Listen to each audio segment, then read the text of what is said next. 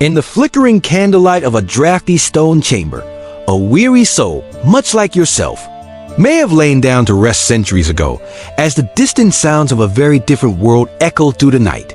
It was a harsh and often brutal time, when the concept of justice was a far cry from what we know today.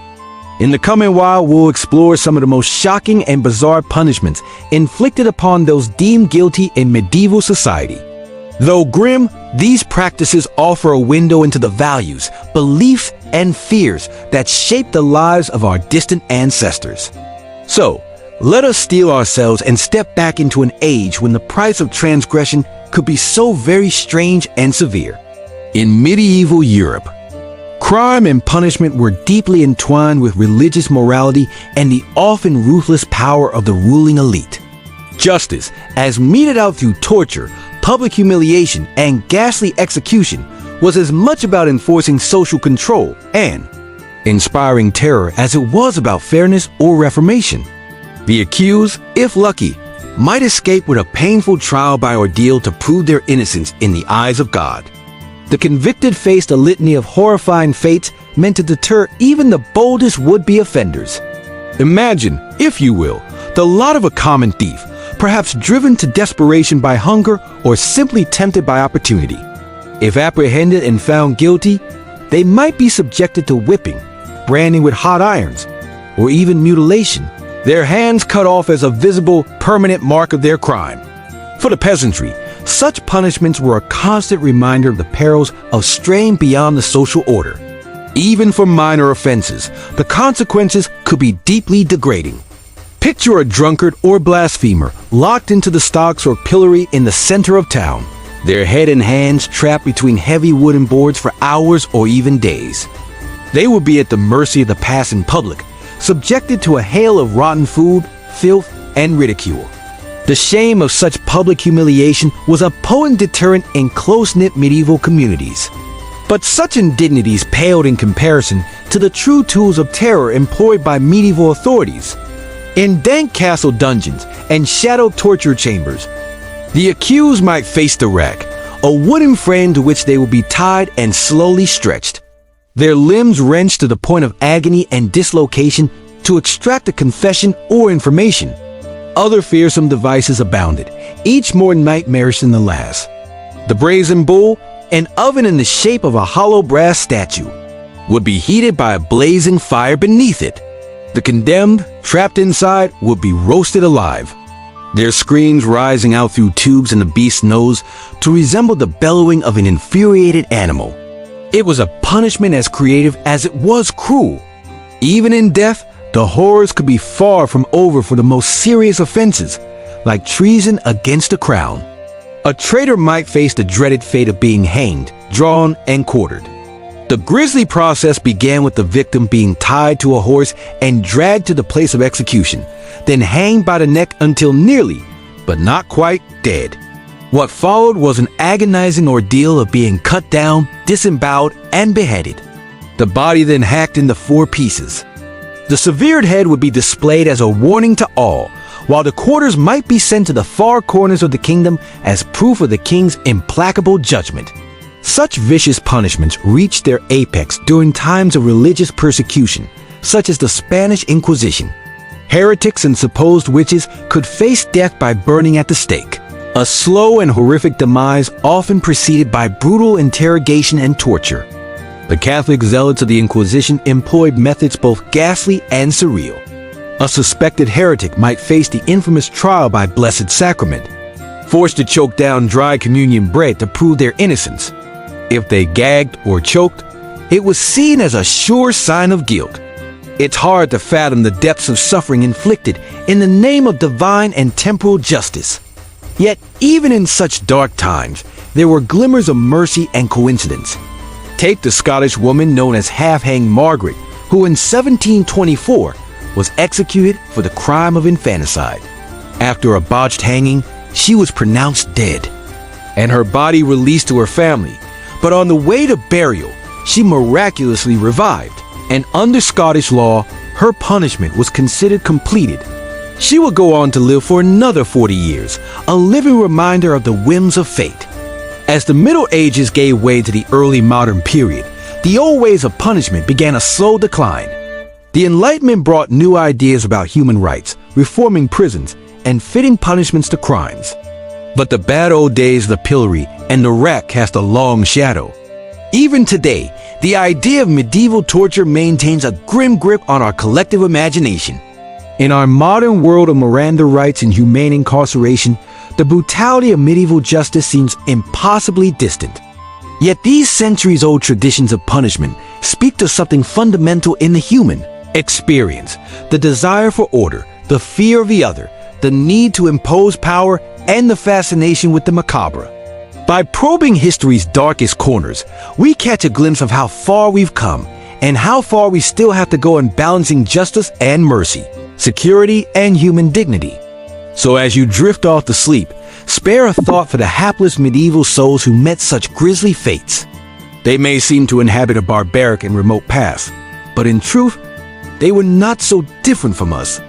Men, women, and children struggling to make their way in an often pitiless world.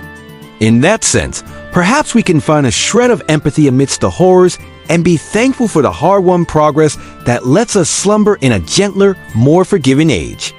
Good night, dear listener, and sweet dreams. May your rest be undisturbed by the ghosts of bygone torments. May you wake to a brighter tomorrow, secure in the knowledge that the worst of history's nightmares are behind us.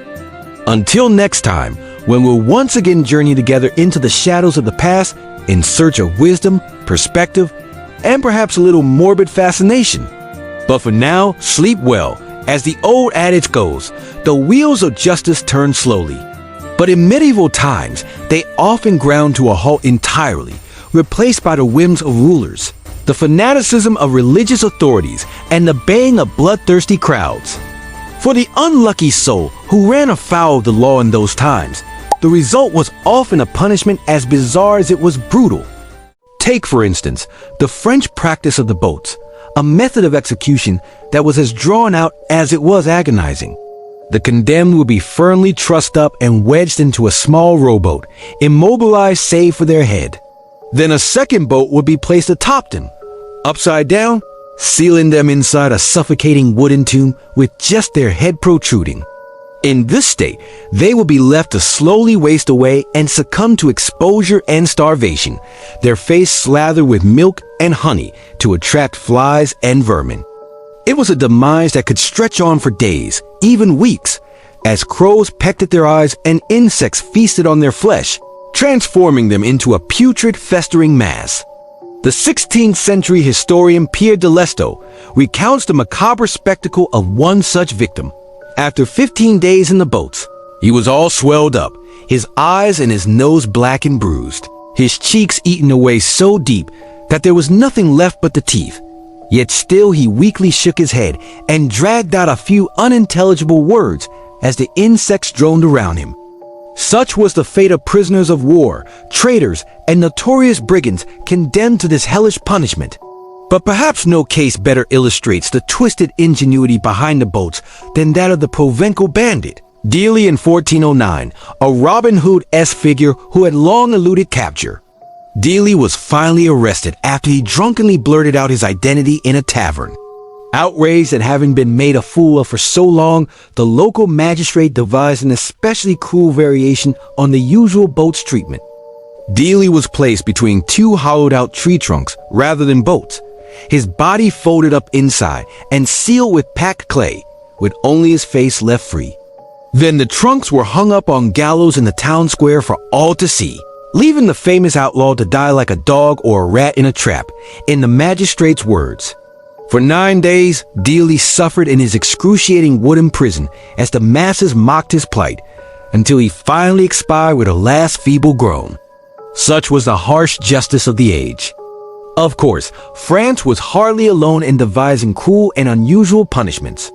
The powerful maritime Republic of Genoa had its own twist with the barrel, a technique used on prisoners and galley slaves. The condemned would be stuffed into a barrel with only their heads sticking out of a hole in the top. The container then filled up with the putrid filth and offal from the city gutters. The barrel would be sealed up and placed in the scorching Mediterranean sun, effectively transforming it into a suffocating, reeking oven. One victim of this ordeal was a Genoese sailor named Giacomo Terra, condemned in 1528 for defecting to work for the rival Venetians. As punishment, he was sealed up in a barrel and deposited on the roof of the city cathedral at the height of summer. For 3 days, the barrel baked in the blistering sun as Terra suffocated and stewed in the rancid muck, until he finally succumbed to heat stroke and asphyxiation. His desiccated corpse was left in the barrel for weeks after as a reminder of the wages of betrayal. Down on Genoa's docks, troublesome prisoners might instead find themselves married to the sea. That is to say, fitted with 200 pounds weights and dumped into the ocean, sinking instantly to the bottom. In an especially sadistic touch, they would sometimes be tossed in with a hose placed in their mouth, so that it would fill their lungs and stomachs with seawater on the way down. This was the fate of the political dissident Julio Caesar, vaché in 1628 for plotting against Genoese nobles. He sank from view, dragged down to the silty seabed by the enormous weight chained around his neck and fitted into his mouth, until he drowned in the cold, murky depths. As we've seen, medieval punishments could be truly horrifying in their brutality and creativity. But perhaps no form of torture was as unsettling as the use of animals to inflict slow, agonizing deaths on the condemned. One notorious method was the boat's punishment, most infamously employed in ancient Persia. The unlucky victim would be trapped between two small boats or hollowed-out tree trunks, with only their head, hands, and feet protruding. They were then force-fed milk and honey until they developed severe diarrhea, at which point even more milk and honey would be poured over their exposed face, hands, and feet. Immobilized in their own filth and swarming with insects attracted by the sweet mixture, the victim would linger for days or even weeks in unimaginable torment as they were slowly eaten alive by vermin and worms. The cause of death was usually a combination of dehydration, starvation, and septic shock. While the Persians were particularly fond of this sadistic practice, a similar style of execution was occasionally used in Europe as well, with one 16th century account describing a murderer in Nuremberg being trapped between two boats and left to rot. Just as chilling was the Roman Empire's apparent taste for executing criminals by way of wild animals, bears, and leopards. Sending enemies, Christians, and common criminals into the arena to be ripped apart by beasts was seen as an excellent means of public entertainment. The unluckiest of the condemned were the Naxi, who would enter the arena completely defenseless to face their grisly fate. One of the most famous victims of execution by beasts was the early Christian martyr Saint Ignatius of Antioch. According to tradition, around 108 AD, Ignatius was arrested by Roman authorities and sentenced to die for refusing to renounce his faith. He was transported to Rome, where he met his end in the Colosseum before a jeering crowd as lions devoured him alive. His graphic demise secured his status as an icon of courage and religious conviction. Animal execution sometimes took a slightly more symbolic approach, as in the German cities of Emmerich and Neuss, where Jewish communities were accused of host desecration in the late 5th-10th century. To punish this perceived outrage against the Christian faith, rabbis and other prominent Jews were suspended over vicious dogs, which leapt and snapped at their victims until they eventually sank low enough to be mauled to death. A slow and terrifying ordeal that must have inflicted immense physical and psychological anguish. Another infamous example comes from 18th century Denmark. In 1772, a court in Aalborg sentenced 4 vagrants to death for allegedly committing bestiality with cattle and sheep. After decapitation, their bodies were burned along with the poor animals that were their supposed partners in crime. This grim scene illustrates how human barbarism sadly extended to animals as well in the rougher corners of medieval justice. Thankfully, the use of animals in torture and execution began dying out by the 19th century, with a few shameful exceptions like criminal elephant executions in South and Southeast Asia, which shocking persisted into the early 20th century as societies grew less tolerant of cruelty and more concerned with human rights. Subjecting even the worst of criminals to such fates became widely regarded as excessively barbaric. Yet, for much of the Middle Ages and beyond, being condemned to a beastly demise was a very real part of the European justice system. The threat of agonizing death by animal attack surely inspired sheer terror in the hearts of wrongdoers and anyone else unlucky enough to find themselves on the wrong side of the law. One can only imagine the primal nightmares that must have stalked the dreams of those who witnessed these brutal spectacles. As stomach-turning as these practices seem to us today, they offer a window into the mindset of medieval people who lived in a world where violence was an everyday fact of life. For them, hideous punishments weren't just about justice or vengeance. They were vivid reminders of morality and social order in a time when the threat of hell and damnation constantly loomed.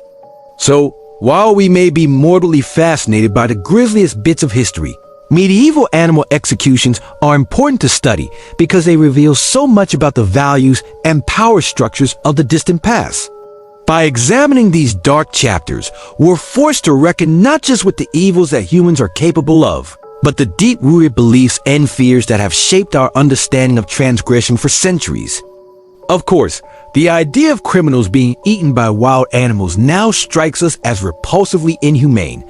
But what might future generations find appalling about our own approach to justice today? It's a sobering question to ponder as we await the Sandman's embrace. As we've seen, the twisted ingenuity of medieval punishments knew few bounds, but perhaps no practice better embodied the public spectacle and moral righteousness of criminal justice in the Middle Ages than the auto da fe of the Spanish Inquisition.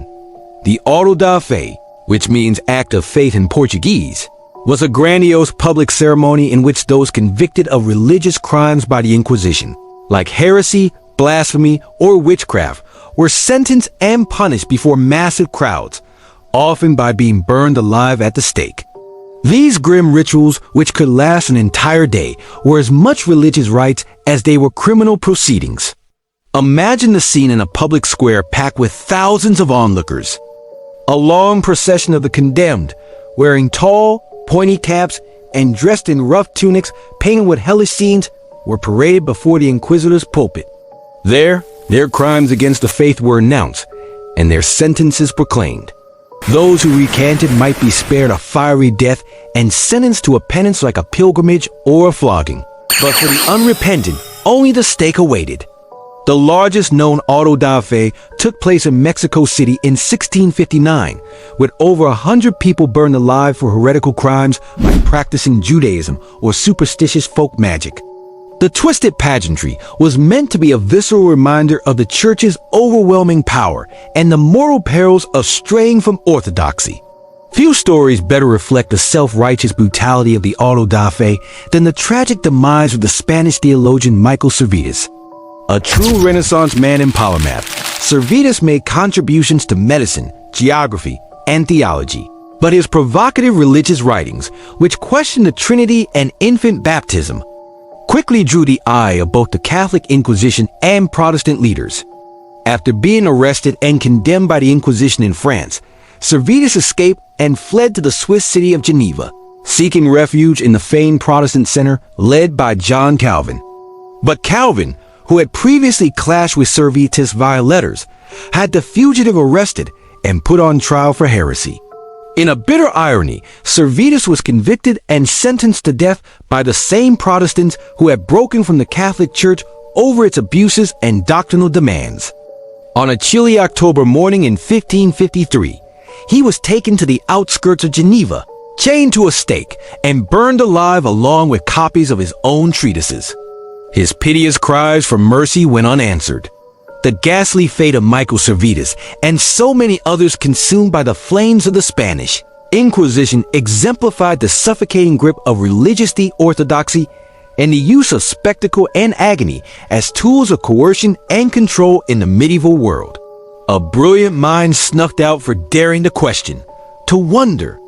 Of course, the Spanish Inquisition was but one of many religious persecutions that racked medieval and early modern Europe, from the Albigensian Crusade to the witch trials of the 16th and 17th centuries.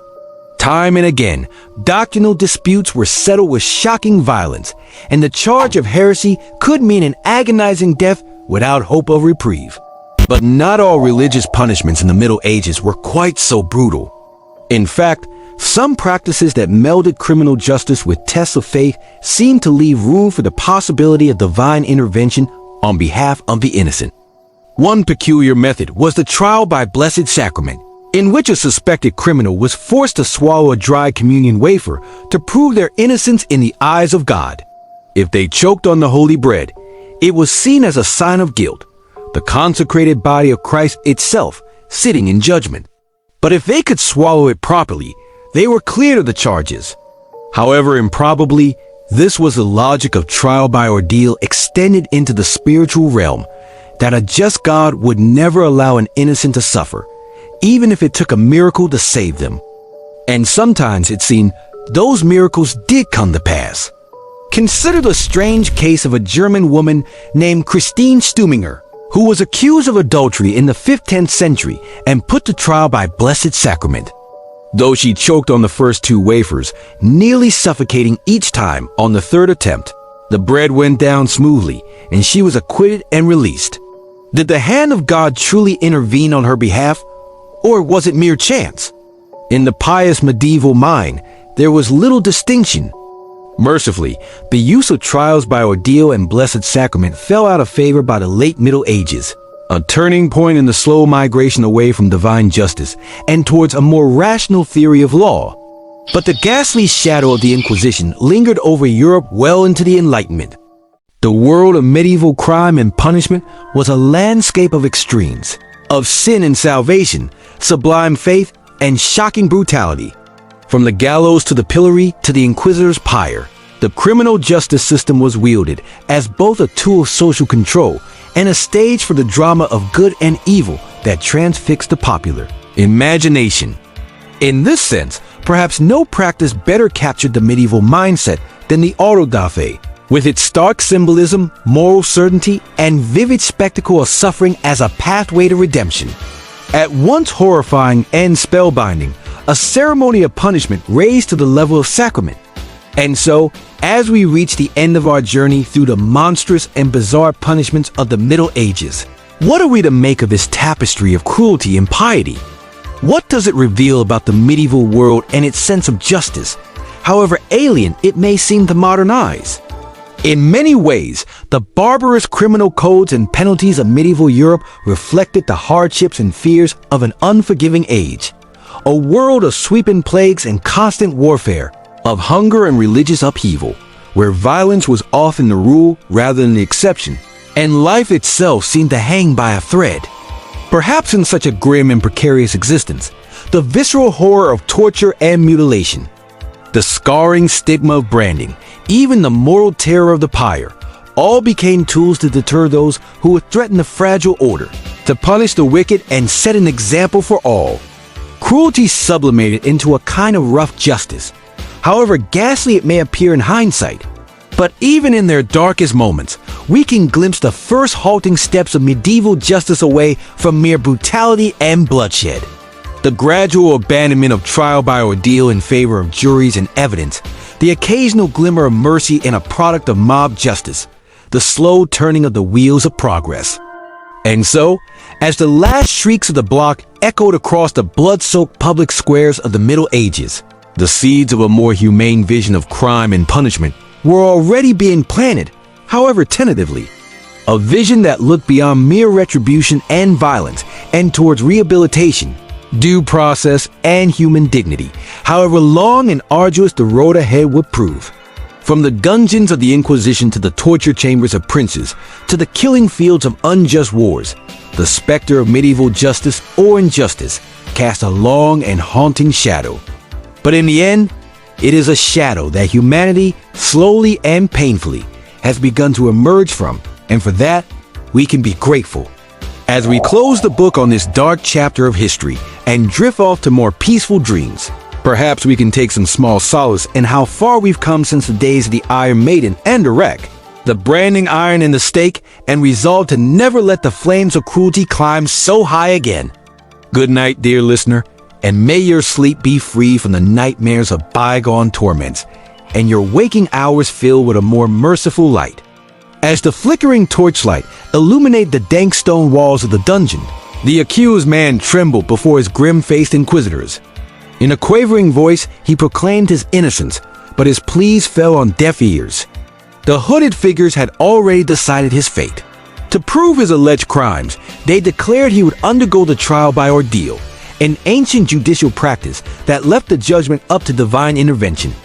The method they chose was a particular favorite in cases of suspected theft or perjury: the trial by hot iron. The accused would be forced to carry a red-hot iron bar and walk 9 feet. If, after 3 days, his wounds had begun to heal, he would be declared innocent, his burns a sign of God's favor. But if the wounds festered, turning a telltale black, it would be taken as proof of his guilt. A just punishment, it was believed, for the falsely accused had nothing to fear from God's judgment. But as the poker was thrust into the glowing embers of the brazier, growing hot enough to sear flesh from bone, even the strongest man would grow weak with fear. For the trial by ordeal was a gamble with agonizing stakes, and not even the truly innocent could be assured of passing unscathed. Such was the precarious nature of medieval justice in an age when the line between crime and sin was hopelessly blurred. The enactment of human law was inextricable from divine will. Punishments were brutal, public, and rife with superstition and religious fervor. The more agonizing and drawn out the sentence, the more it was believed to cleanse the soul, even as it destroyed the body. One of the most infamous ordeals of the early medieval period was the trial by water, a deceptively benign name for a harrowing test of guilt or innocence. The accused would be bound hand and foot and cast into a lake or river. If they sank, they were declared innocent, but if they floated, it was a sign that the water, being pure, had rejected them, and they were promptly dragged to shore and put to death. Such was the damning fate of a Frankish noblewoman named Anstrude in the 9th century, accused of plotting to murder her husband, the Count, with a poisoned fish. She was subjected to the ordeal of cold water to prove her innocence. When she failed to sink, her guilt was horrifically confirmed, though any hopes for a quick death were dashed. In a brutal twist, rather than a mere drowning or hanging, her sentence was to be sewn into a sack filled with live vipers and thrown into the river. Sane. Not all courts resorted to such superstitious trials, but even the more earthly punishments could be gruesomely inventive. And no matter the means, it was always made into a public spectacle. For the medieval understanding of justice placed nearly as much emphasis on deterrence through humiliation and agony as it did on proving guilt. Hence the use of the stocks and pillory, those iconic wooden restraints which held the offender captive and immobile before a jeering, spitting crowd. Locked by the ankles and wrists and unable to hide his face, the accused would be splattered with dung and rotten produce, an object of ridicule and disgust. Though it lacked the maiming brutality of other tortures, the utter degradation of the experience was its own unique cruelty. One could almost pity Titus Wilkins, an English miller who found himself pilloried in 1347 for shortchanging his customers by cutting flour with sawdust. For a day and a night, he endured a hail of decomposing vegetables, clumps of manure, and worse, his finely embroidered tunic forever ruined by foulness. Only when his head lolled forward in exhaustion, his lips cracked and bleeding, did the last of the crowd disperse, their contempt spent. The message was clear. Here was a man whom society reviled, whom even strangers felt entitled to abuse and torment, a petty cheat to be sure, but his shame made into a communal catharsis. No less degrading was the punishment of the scold's bridle, a sinister-looking iron muzzle which was clamped around the head of a nagging, gossiping, or scolding woman. A metal bit, often studded with spikes, was forced into her mouth to hold down her unruly tongue. She would then be led through the town on a chain like a dog, enduring all the mockery and cruelty the townsfolk could inflict until her husband reckoned she'd been broken of her troublesome habit. Such was the misogynistic fate of Margaret Brewster, an English woman who was bridled and paraded through the streets of London in 1655 for the crime of being a common scold. Her husband, a well-respected merchant, had grown weary of her incessant nagging and publicly denounced her before the magistrate. The judge, in his infinite wisdom, declared that a woman's tongue is her sword and must be blunted. For 3 long hours, Margaret endured her torment, the cruel metal bit cutting into the soft flesh of her mouth until at last she fainted out of sheer exhaustion. When she was finally unshackled, her husband pronounced her cured of her shrewish ways, a blessing perhaps that the punishment hadn't driven her mad. But for all the petty humiliations of the pillory and bridle, they paled in comparison to the genuine horrors that awaited those accused of more serious crimes in the torture chambers and dungeons of medieval Europe. All manner of hellish devices were waiting to break the bodies of the condemned. The rack was a particular favorite, a wooden frame to which the accused would be shackled hand and foot. As the torturer turned the handle, the victim's limbs would be slowly pulled from their sockets, stretching them out to the point of agonizing mutilation. The pain was excruciating, enough to elicit false confessions from even the most staunchly innocent. Such was the unenviable fate of Nicholas Imrich, a Spanish monk who found himself on the rack in 1336 after being accused of heresy by the Inquisition. Though he had preached unwaveringly against the Cathars, a heretical sect, his impassioned sermons had begun to veer dangerously close to their beliefs.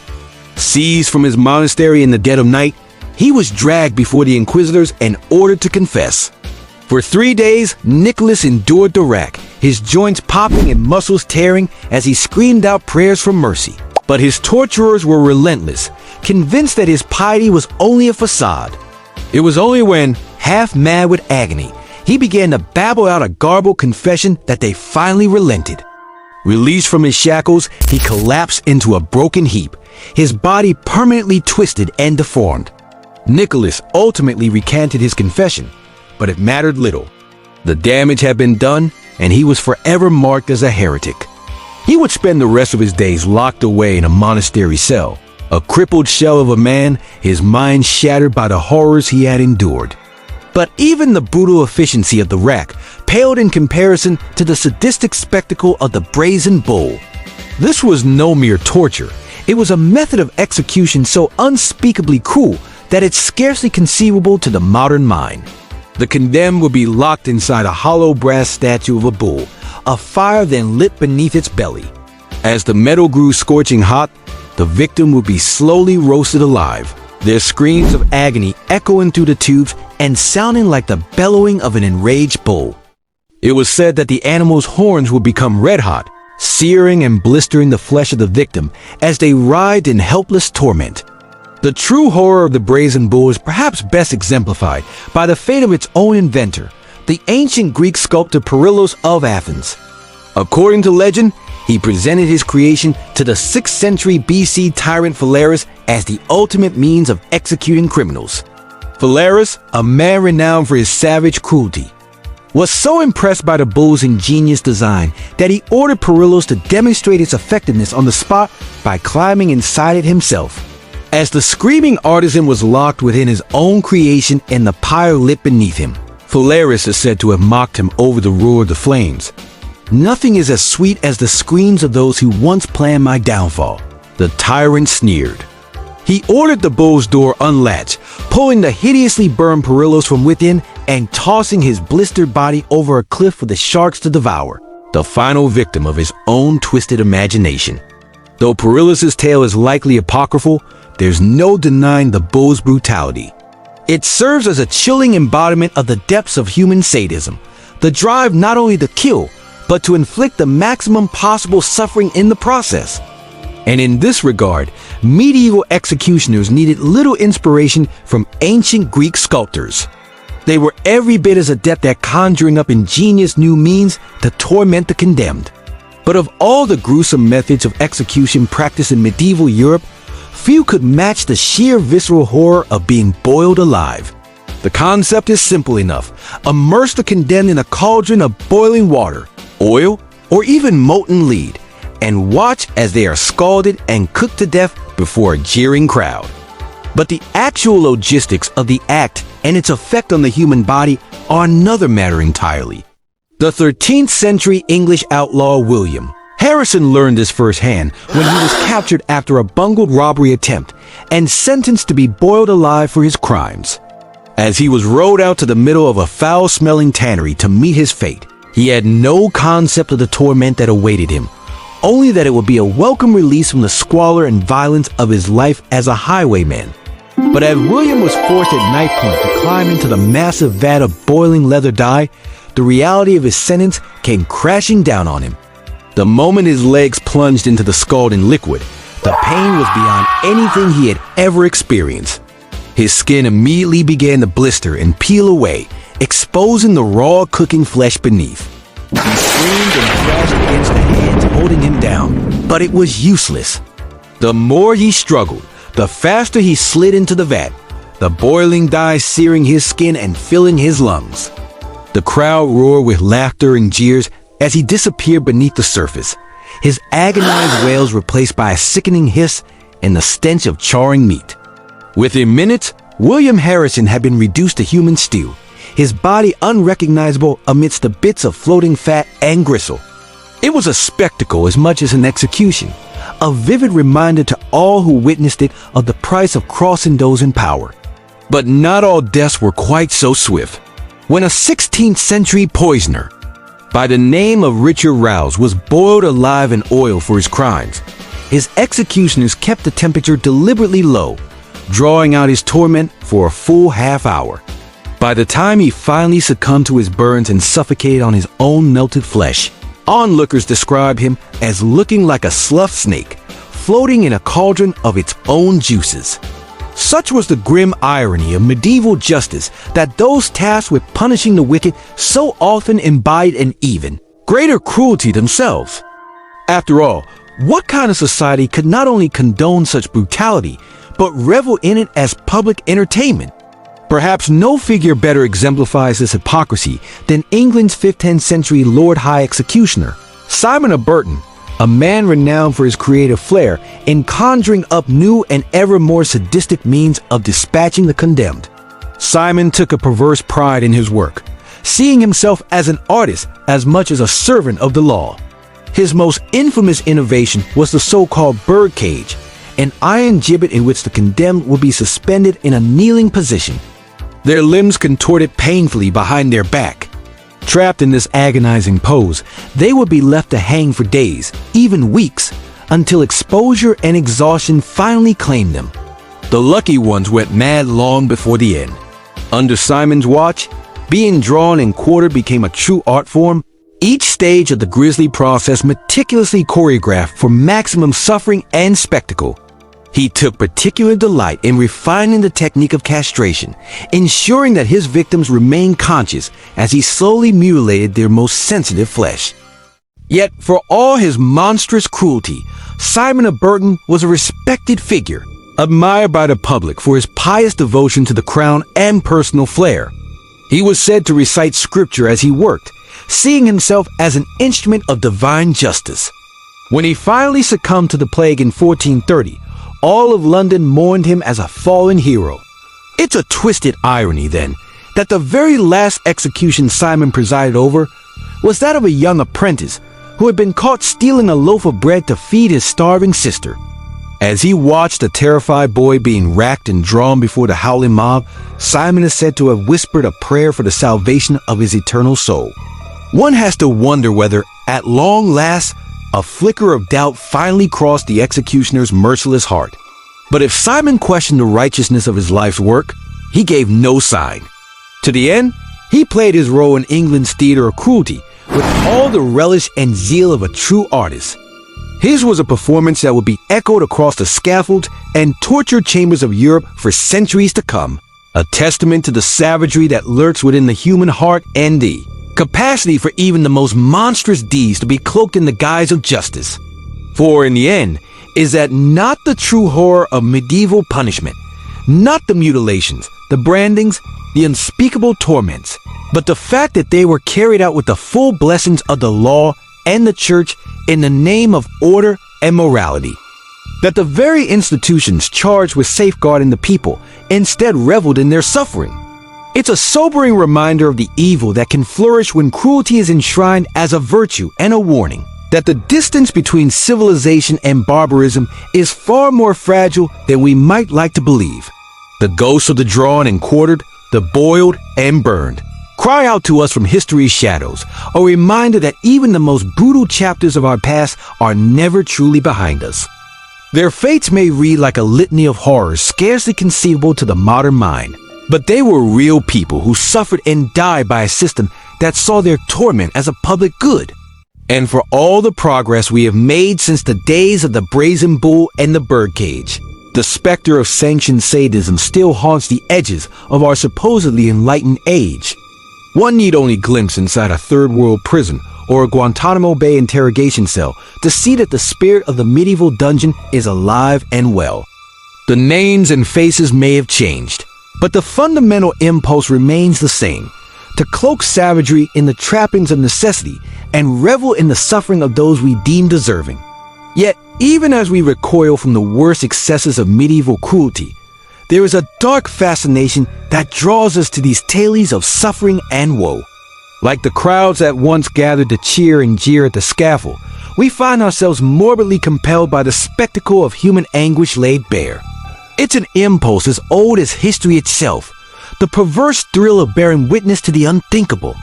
Perhaps in the end, that is the true, enduring legacy of medieval punishment, not as a warning or a lesson, but as a mirror held up to the blackest depths of our own nature. For in the blood-soaked annals of history's darkest chapters, we catch a glimpse of the cruelty and perversion that lurks within us all, and the terrifying ease with which it can be unleashed in the name of righteousness. So, let us gaze upon the brazen bull and shudder. Let us hear the screams of the boiled and shiver. But let us also remember that, for all the horrors of the past, the capacity for such savagery lives on within the human heart, a dormant seed waiting only for the right conditions to bloom anew. It falls to us, then, to be ever vigilant against the seductive lure of cruelty cloaked in the guise of justice, to remember that there is no righteousness in suffering, no redemption in pain. Only by facing the darkest chapters of our history, head on and recognizing them for the warnings, there can we hope to build a future free from the shadow of the dungeon and the scaffold. For in the end, the ghosts of the drawn and quartered, the boiled and burned, cry out to us not for vengeance or retribution, but for remembrance. Theirs are the stories that history all too often forgets, the human faces behind the litany of atrocities. By honoring their memory and heeding the lessons of their suffering, we keep the flame of their humanity alive, and with it, the hope for a world where such horrors are only the stuff of fading nightmare. So, as we've seen, the medieval approach to justice was often brutal, bizarre, and unforgiving. The crimes committed were met with an almost perverse creativity when it came to devising punishments that would inflict maximum suffering and humiliation. These spectacles served not only to torture the accused, but to send a grim message to all who witnessed them about the consequences of straying from the law or church doctrine. One particularly gruesome method of execution was being hanged, drawn, and quartered, reserved for the most serious crimes like high treason against the monarch. It was designed to be as agonizing and degrading as human imagination could concoct. The condemned would first be dragged behind a horse to the place of execution, a punishment in itself as the rough ground tore at their flesh. They would then hang by the neck but cut down just before death could claim them. What followed was an act of such savagery it's difficult to conceive. The still conscious victim would be disemboweled, their organs burned before their eyes. As a final indignity, they would be beheaded and their body cut into 4 pieces to be displayed as a warning to other would-be traitors. The first recorded instance of hanging, drawing, and quartering dates back to 1241, during the reign of England's King Henry III. One of the most notable victims of this grisly ritual was the Welsh Prince David ap Gruffydd, who dared to rebel against King Edward I in 1283. Gruffydd's death was a slow, excruciating ordeal. After being dragged through the streets of Shrewsbury by a horse, he was hanged but cut down while still alive. His entrails were then cut out and burned before him as he watched, still clinging to life. Finally, he was beheaded and his body cut into 4 quarters. which were sent to be displayed in different parts of the country as a stark reminder of the price of treason. While hanging, drawing, and quartering was the ultimate punishment, another painful way to die was being boiled alive in a large cauldron. The condemned would be submerged in boiling water, oil, tar, or even molten lead, slowly cooking to death in unimaginable agony. This brutal practice was used throughout Europe for crimes such as murder, heresy, and even counterfeiting. One of the most infamous cases of boiling execution occurred in England in 1531. Richard Roos, a cook in the household of John Fisher, the Bishop of Rochester, was arrested for attempting to poison the bishop and his guests by adding a toxic substance to the yeast used in their porridge. Though Fisher survived, 2 of his servants died, and a number of visiting poor people fell severely ill. As poisoning was considered a form of treason, Roos's fate was sealed. He was publicly boiled to death at Smithfield, with contemporary accounts describing his agonized screams as he was lowered inch by inch into a scalding cauldron. A grim spectacle indeed, but one that the Tudor legal system deemed a necessary deterrent to strike fear into the hearts of any who might consider harming those in power. But it wasn't just the methods of execution that could be shockingly violent in the Middle Ages. Even lesser punishments for more minor crimes could be grisly and ruthless. Thievery, fraud, and public drunkenness might result in a spell in the pillory or stocks, where the offender would be locked into a wooden restraint in the town square and subjected to public ridicule and abuse. In some cases, the victims might even be subjected to branding, mutilation, or having their hands or ears cut off as an enduring mark of their criminality. Perhaps one of the most psychologically harrowing ordeals was the dreaded trial by ordeal, a method of determining guilt or innocence that left the ultimate judgment up to God. In the early Middle Ages, if there was not enough evidence to settle a case, the accused would be subjected to a painful and dangerous physical test, such as holding a red-hot iron, plunging their hand in the boiling water, or being thrown, bound, into a lake or river. If they were innocent, the belief was that God would miraculously spare them from harm, but if they were burned, scalded, or drowned, it was taken as irrefutable proof of their guilt. One famous case of trial by ordeal involved the legendary English outlaw Hereward the Wake in the 11th century. Hereward was an Anglo-Saxon Thane and the leader of local resistance to the Norman conquest of England. When he was finally captured and brought to trial, he was accused of murder and offered the chance to prove his innocence through ordeal. In a stunning display of either bravery or foolhardiness, Hereward chose to undergo the ordeal of hot iron, one of the most arduous of all. Miraculously, according to legend, he was able to carry the searing metal for the required 9 paces, and his hand showed no sign of burning, compelling the court to acquit him. Of course, trial by ordeal also had its vocal critics, even in medieval times. In 1215, the Catholic Church banned priests from presiding over ordeals, and the practice began to fall out of favor as a reliable legal tool. After all, it essentially meant that the guilt or innocence of the accused came down to random chance or, worse, to how high or low their pain tolerance was. Unscrupulous authorities could even rig the results by heating the iron to different temperatures. The fact that a society could put so much faith in such a flawed and sadistic process speaks to the often superstitious medieval mindset and the emphasis placed on divine intervention in earthly affairs. As brutal as the punishments we've explored so far were, they paled in comparison to the horrific death dealt out by the brazen bull, a medieval torture and execution device as twisted as it was innovative. Originating in ancient Greece, the brazen bull was a hollow brass statue crafted in the shape of a bull, just large enough to contain a human being. The condemned would be placed inside the statue, and a fire lit beneath its belly, slowly heating the metal until the person inside roasted to death. As they screamed in agony, the acoustics of the bull's design would distort and amplify those sounds until they emerged sounding like the bellowing of an enraged bull. It was a punishment designed to be as poetic as it was cruel. According to legend, the brazen bull was invented in the 6th century BCE by a Greek metallsmith named Perillos, who presented his creation to Phalaris, the notoriously brutal tyrant of Acrogas in Sicily. Perillos claimed that his device would deliver the perfect execution, an immersive death that would provide a terrifying spectacle for onlookers, while giving the condemned the honor of having their tortured screams transformed into bovine roars. Unimpressed, Phalaris decided to make Perillos the first victim of his own sadistic creation. The Macalsmith was placed inside the brazen bull and roasted alive, with his screams of agony lending macabre life to his invention as he perished in unimaginable pain. Despite the ironic demise of its creator, the brazen bull went on to be used as an execution method in Greece and beyond for centuries. One of the most famous stories associated with the bull is that of the murder of Hannibal Lucrezi, governor of Segesta in medieval Italy. Lucrezi had developed a reputation for cruelty and misrule, extorting and terrorizing the populace.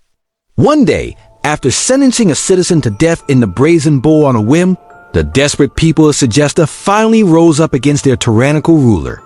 In a fitting twist of fate, they seized Lucrezi and forced him inside the very instrument of death he had inflicted on so many others.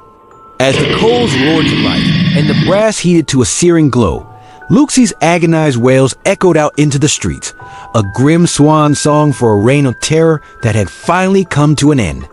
The brazen bull is a potent symbol of the depth of cruelty that humans are capable of inflicting on one another.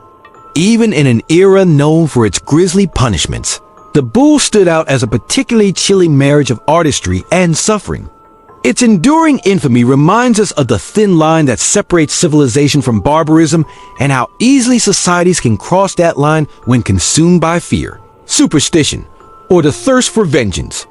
But for sheer shock value, few punishments could match the visceral horror of the boats, a method of execution practiced in ancient Persia.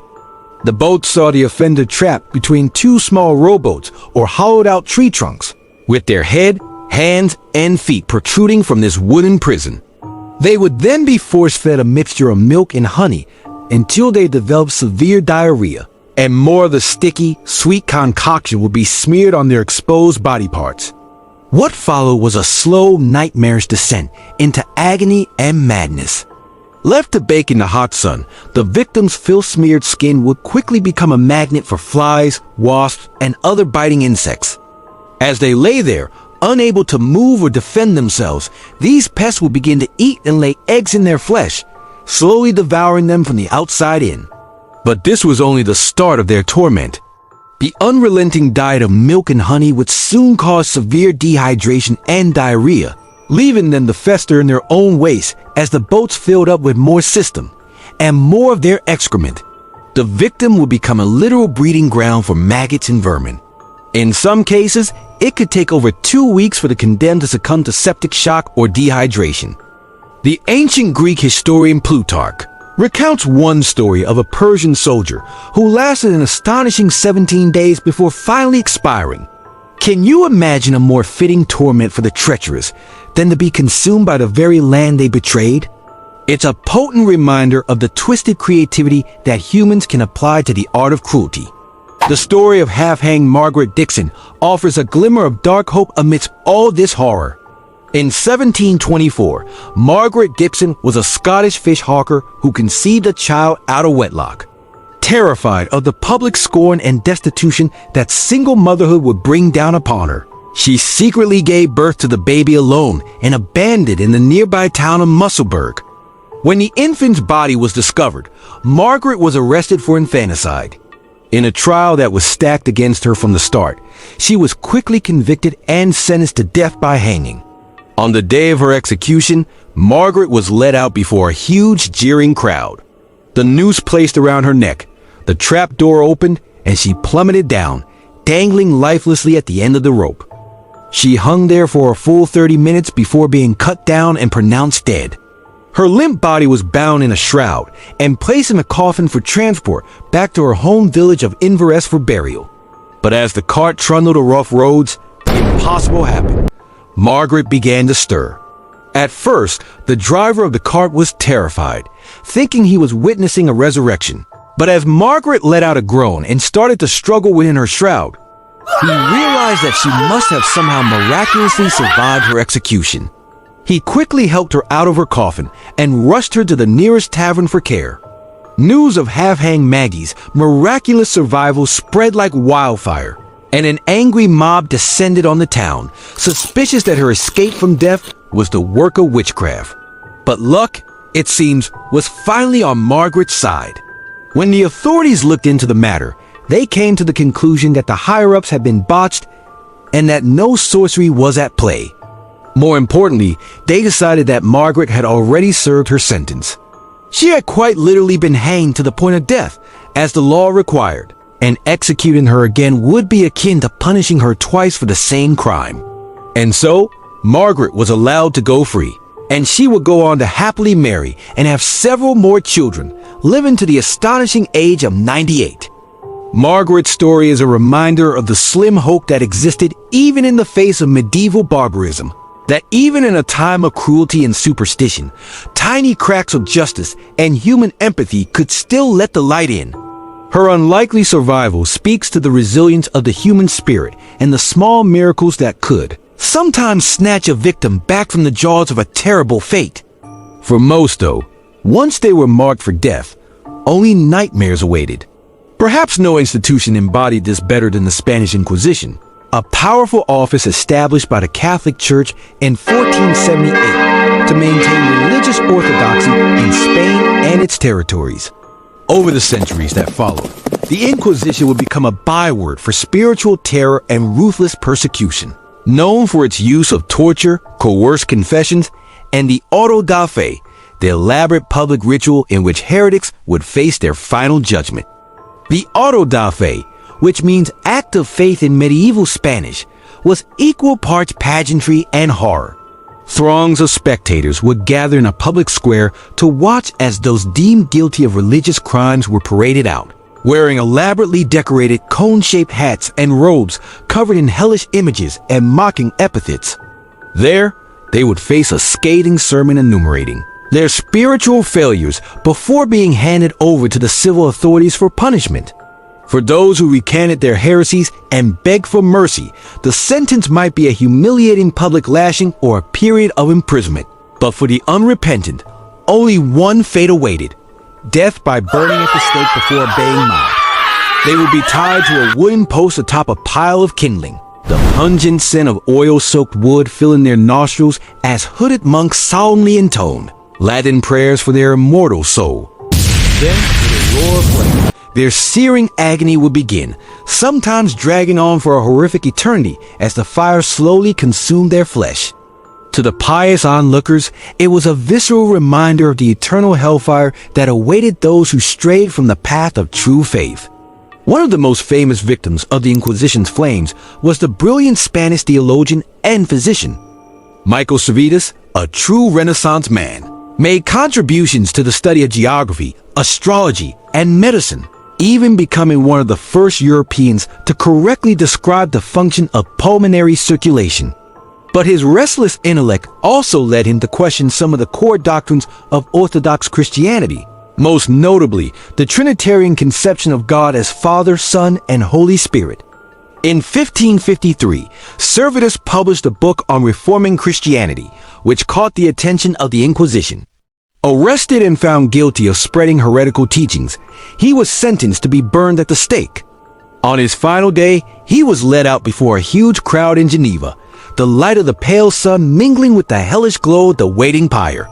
As the flames consumed him, Servetus could be heard crying out in agony, "Jesus, Son of the eternal God, have mercy on me." His last words were a poignant blend of defiance and despair, a refusal to conform to the very end, and a very human pleading in the face of the ultimate cruelty. Servetus' execution sent shockwaves through Europe's intellectual community. Some, like the Protestant reformer John Calvin, saw it as a just punishment for the crime of religious subversion. Others, like the humanist Sebastian Castellio, were appalled by the killing of a man for daring to voice unorthodox ideas. The debate over Servetus' death would become a defining moment in the battle for freedom of thought and belief, a poignant symbol of the struggle between orthodoxy and those who yearn to move beyond the cruelty and rigid thinking of the past. And what of that cruelty?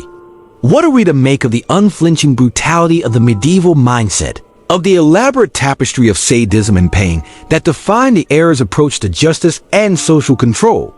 It's tempting to look back and judge our ancestors harshly, to see them as barbaric, unenlightened, perhaps even evil, but to do so would be to ignore the context of the age in which they lived. For medieval Europeans, life was often nasty, brutish, and short. Death was an ever-present specter stalking the young and old alike in the form of war, famine, and plague. Violence and suffering were woven into the fabric of everyday existence, and the line between this world and the next often felt poignantly thin. In such an unforgiving landscape, is it any wonder that people clung to the certainties of religion and rigid social hierarchy, that they saw cosmic meaning in earthly agony and divine justice in cruel and pitiless punishments? More than that, though, the graphic public nature of medieval tortures and executions served a strategic purpose. In an age before mass media, before literacy was widespread, the spectacle of a criminal being broken on the wheel or boiled alive served as a visceral form of communication, a way of etching the consequences of transgression into the public consciousness through shock and revulsion. The twisted bodies and agonized screams of the condemned were a reminder of the social order, a warning to all who might consider straying from the path of righteousness. And yet, even in the depths of all, as the medieval period progressed, the punishments inflicted upon criminals seemed to only grow more severe and elaborate. One of the most feared and cruel methods of execution was known as hanging, drawing, and quartering, reserved for the most serious crime of high treason against the crown. This grisly practice was as much a symbolic destruction of the offender as it was a brutal public spectacle. The unfortunate soul condemned to this fate would first be dragged behind a horse from their place of imprisonment to the site of execution, often over rough cobblestones that would leave them battered and bloody before they even reached the gallows. Once there, they would be hanged by the neck, but cut down just before death could claim them. This was intentional, as the true agonies were yet to come. Next, the nearly unconscious victim would be disemboweled alive, their entrails yanked out and burned before their eyes. The hot, searing pain and the reek of their own burning viscera was said to be enough to jolt them back to grim awareness. But even this heinous act was still not the finale of their torment. Lastly, they would be beheaded and their body hacked into 4 pieces, a process known as quartering. This was a very literal division of the traitor's remains, with the head and quarters often displayed publicly at the city gates or sent to the far corners of the realm as a warning to other would-be rebels. It sent an unmistakable message. Betrayal will be punished with the utmost severity, and one's remnants will be scattered to the winds. One of the most famous cases of hanging, drawing, and quartering was that of William Wallace, the Scottish knight and landowner who became a leader during the Wars of Scottish Independence. Immortalized in the film Braveheart, Wallace was a thorn in the side of English King Edward I, waging a guerrilla war against English rule in Scotland. Captured and charged with treason, Wallace was subjected to this horrific execution in London in 1305. His crime, fighting for Scottish freedom against an English sovereign he refused to recognize. Wallace endured the agony of being hanged, drawn, and quartered with legendary courage, remaining defiant to the last.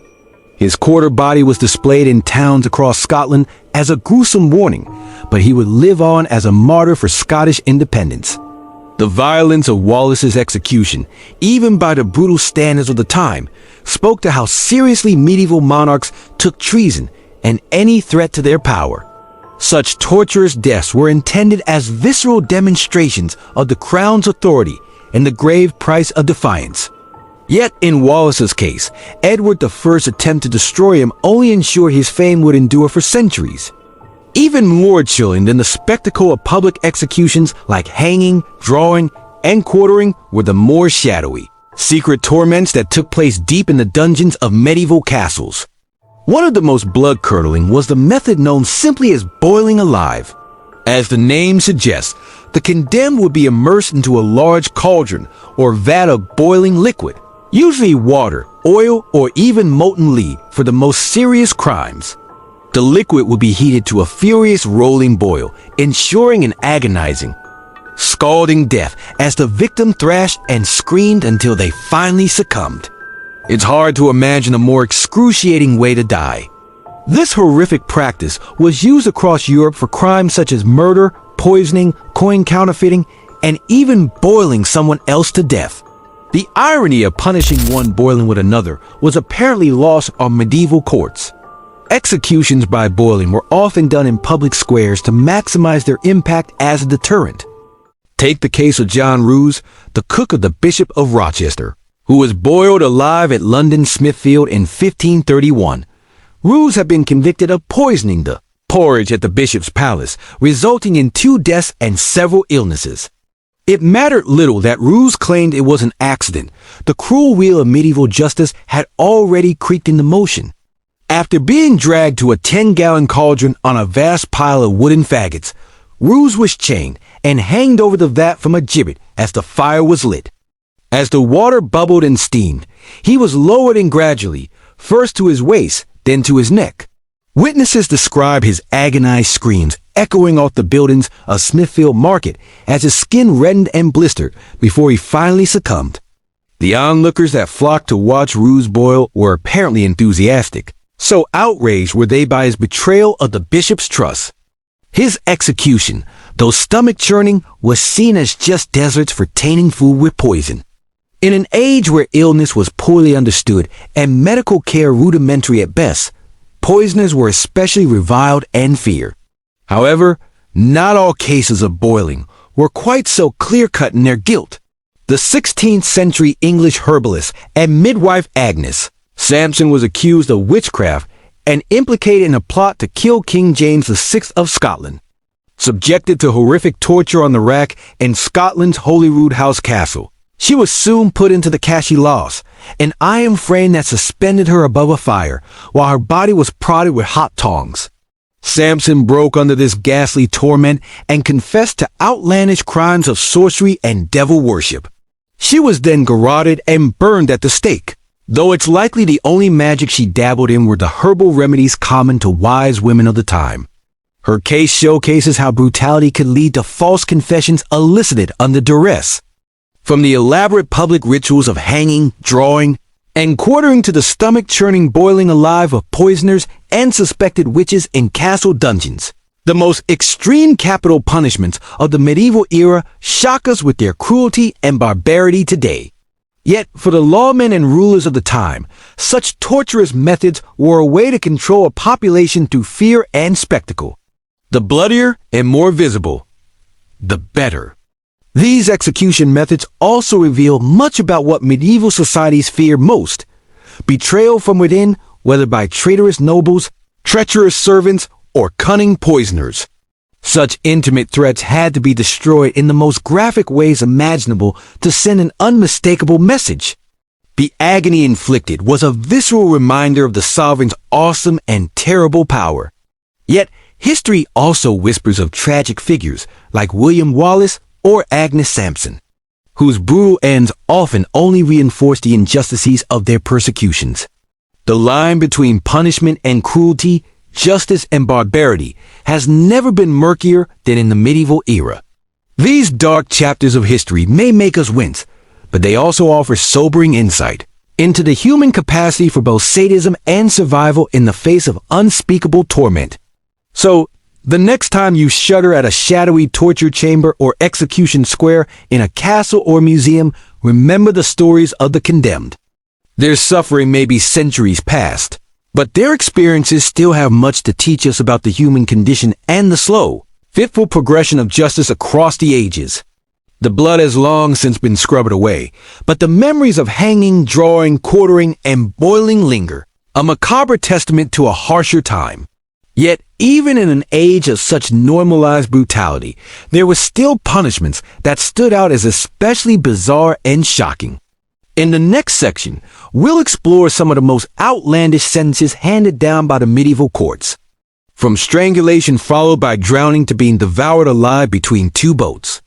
Believe it or not, it gets even stranger. But for now, as the fading screens of the drawn and quartered echo across the dreamscape of your imagination. Let yourself drift off into the murky mists of history. There may be uneasy visions of bubbling cauldrons and severed heads awaiting you there, but take comfort in the distance we've come, since such horrors were a waking reality. Sleep now, and remember, there but for the grace of progress go you or I, as we've seen. The creative cruelty of medieval punishments knew few bounds. From the agonizing pain of the rack to the public spectacles of whipping, branding, and the stocks, medieval justice revolved around brutal deterrence and religious notions of suffering as penance for sin. One of the most infamous torture devices of the Middle Ages was the brazen bull, a hollow brass statue in the shape of a bull, just large enough to contain a human victim. The condemned would be locked inside the brass belly of the beast, and a fire lit beneath it, slowly heating the metal until the person inside roasted to death. As the screaming victims succumbed to the searing heat, the acoustic design of the bull converted their cries into a haunting sound, like the lowing of an angry ox. Legend has it that the brazen bull was invented by a clever Greek metalworker named Perillos in the 6th century BC, hoping to gain favor with the notorious tyrant Phalaris of Sicily. Perillos proudly presented his cruel creation to the despot, expecting to be richly rewarded. Phalaris, however, was disgusted by this device designed solely for torture. In a grim example of poetic justice, he ordered that Perillos become the first victim to be roasted alive inside his own brazen bull. Though spared a full execution, the inventor nonetheless suffered severe burns and ultimately was thrown off a cliff by Phalaris. However, Phalaris soon put the brazen bull to use against his many political enemies. A notable victim was a man named Perillos, unrelated to the bull's designer, who was convicted of murder.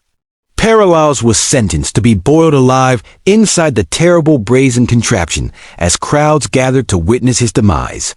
From inside the bull, Perillos' agonized wails became distorted into bovine bellows, a nightmarish sound that echoed through the city. When the bull was finally opened and the charred corpse removed, the disfigured death mask of Perillos was said to be frozen in a rictus of unspeakable suffering. While the brazen bull originated in ancient Greece, the cruel concept spread and resurfaced in various medieval kingdoms. The 12th century monarch of Sicily, William I, was reputed to have used a brazen bull. In medieval Spain, during the dark days of the Inquisition, descriptions of a torture device called the bronze steer arose, in which heretics were forced inside a hollow bronze. Michael Servetus, a true Renaissance man, made contributions to the study of geography, astrology, and medicine, even becoming one of the first Europeans to correctly describe the function of pulmonary circulation. But his restless intellect also led him to question some of the core doctrines of Orthodox Christianity, most notably the Trinitarian conception of God as Father, Son, and Holy Spirit. In 1553, Servetus published a book on reforming Christianity, which caught the attention of the Inquisition. Arrested and found guilty of spreading heretical teachings, he was sentenced to be burned at the stake. On his final day, he was led out before a huge crowd in Geneva, the light of the pale sun mingling with the hellish glow of the waiting pyre. As the flames consumed him, Servetus could be heard crying out in agony, "Jesus, Son of the eternal God, have mercy on me."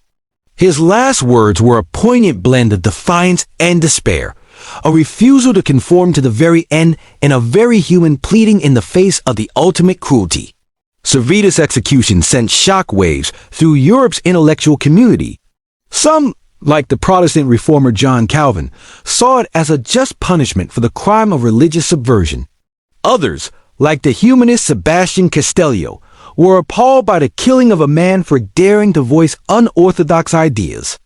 The debate over Servetus' death would become a defining moment in the battle for freedom of thought and belief, a poignant symbol of the struggle between orthodoxy and those who yearn to move beyond the cruelty and rigid thinking of the past. And what of that cruelty? What are we to make of the unflinching brutality of the medieval mindset, of the elaborate tapestry of sadism and pain that defined the era's approach to justice and social control? It's tempting to look back and judge our ancestors harshly, to see them as barbaric, unenlightened, perhaps even evil. but to do so would be to ignore the context of the age in which they lived. For medieval Europeans, life was often nasty, brutish, and short. Death was an ever-present specter stalking the young and old alike in the form of war, famine, and plague. Violence and suffering were woven into the fabric of everyday existence, and the line between this world and the next often felt poignantly thin. In such an unforgiving landscape, is it any wonder that people clung to the certainties of religion and rigid social hierarchy, that they saw cosmic meaning in earthly agony and divine justice in cruel and pitiless punishments? More than that, though, the graphic public nature of medieval tortures and executions served a strategic purpose. In an age before mass media, before literacy was widespread, the spectacle of a criminal being broken on the wheel or boiled alive served as a visceral form of communication, a way of etching the consequences of transgression into the public consciousness through shock and revulsion. The twisted bodies and agonized screams of the condemned were a reminder of the social order, a warning to all who might consider straying from the path of righteousness. And yet, even in the depths of all, as the medieval period progressed, the punishments inflicted upon criminals seemed to only grow more severe and elaborate.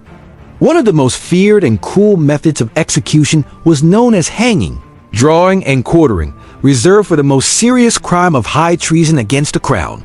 This grisly practice was as much a symbolic destruction of the offender as it was a brutal public spectacle.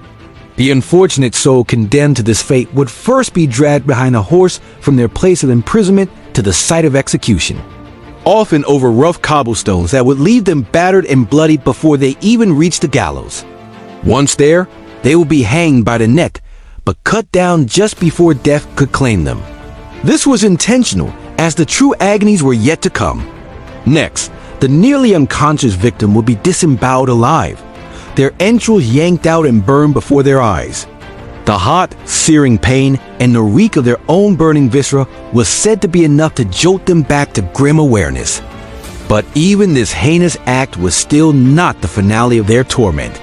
Lastly, they would be beheaded, and their body hacked into 4 pieces, a process known as quartering.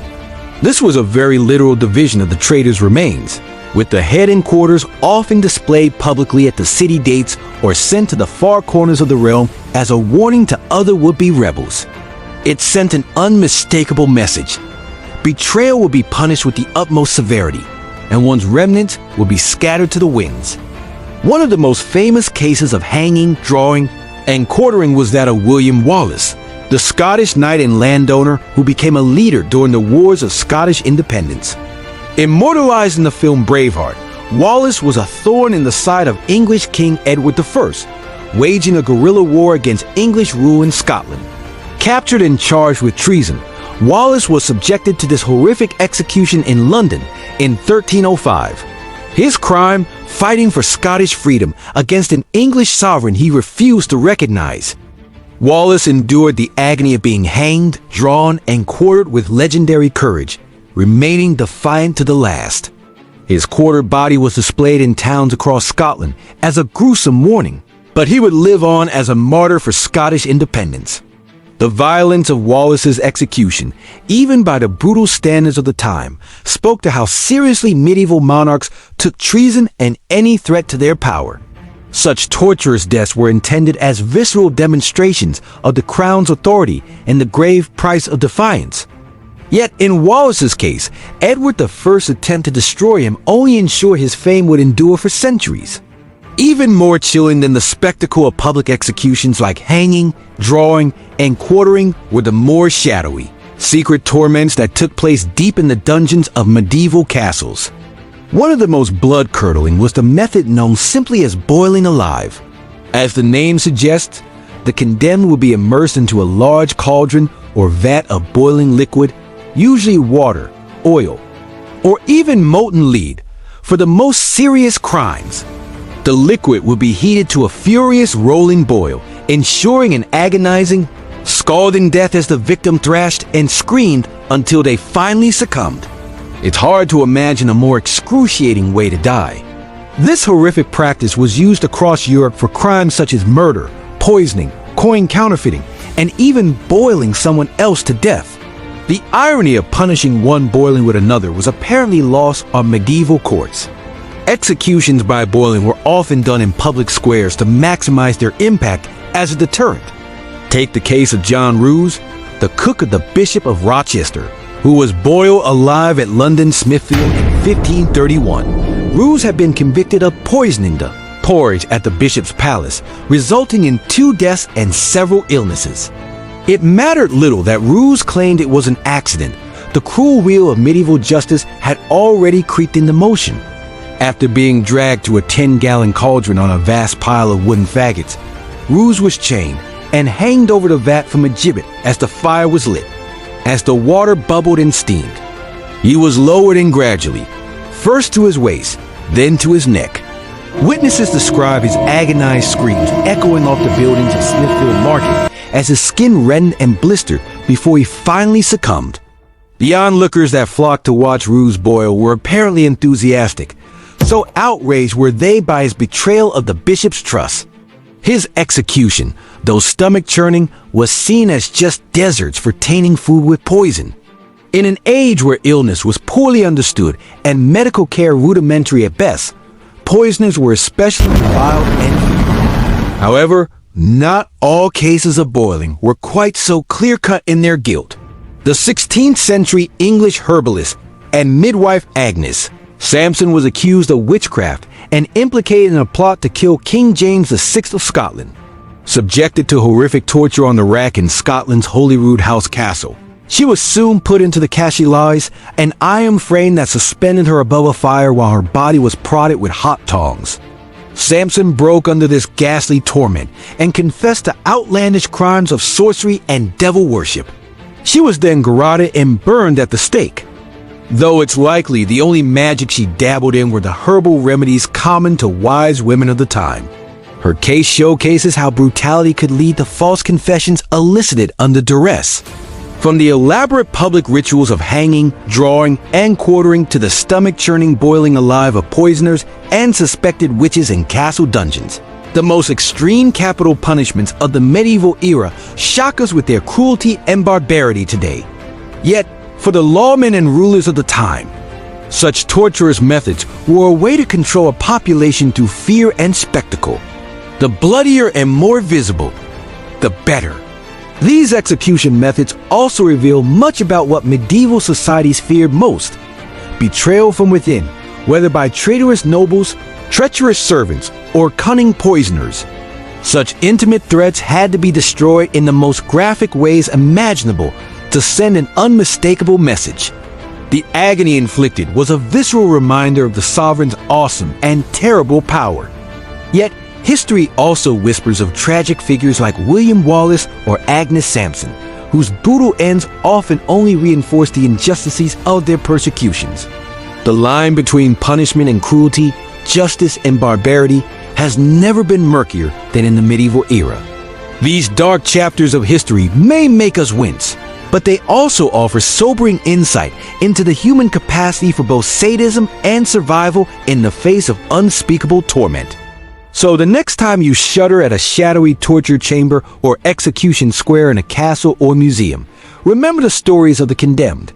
Their suffering may be centuries past, but their experiences still have much to teach us about the human condition and the slow, fitful progression of justice across the ages.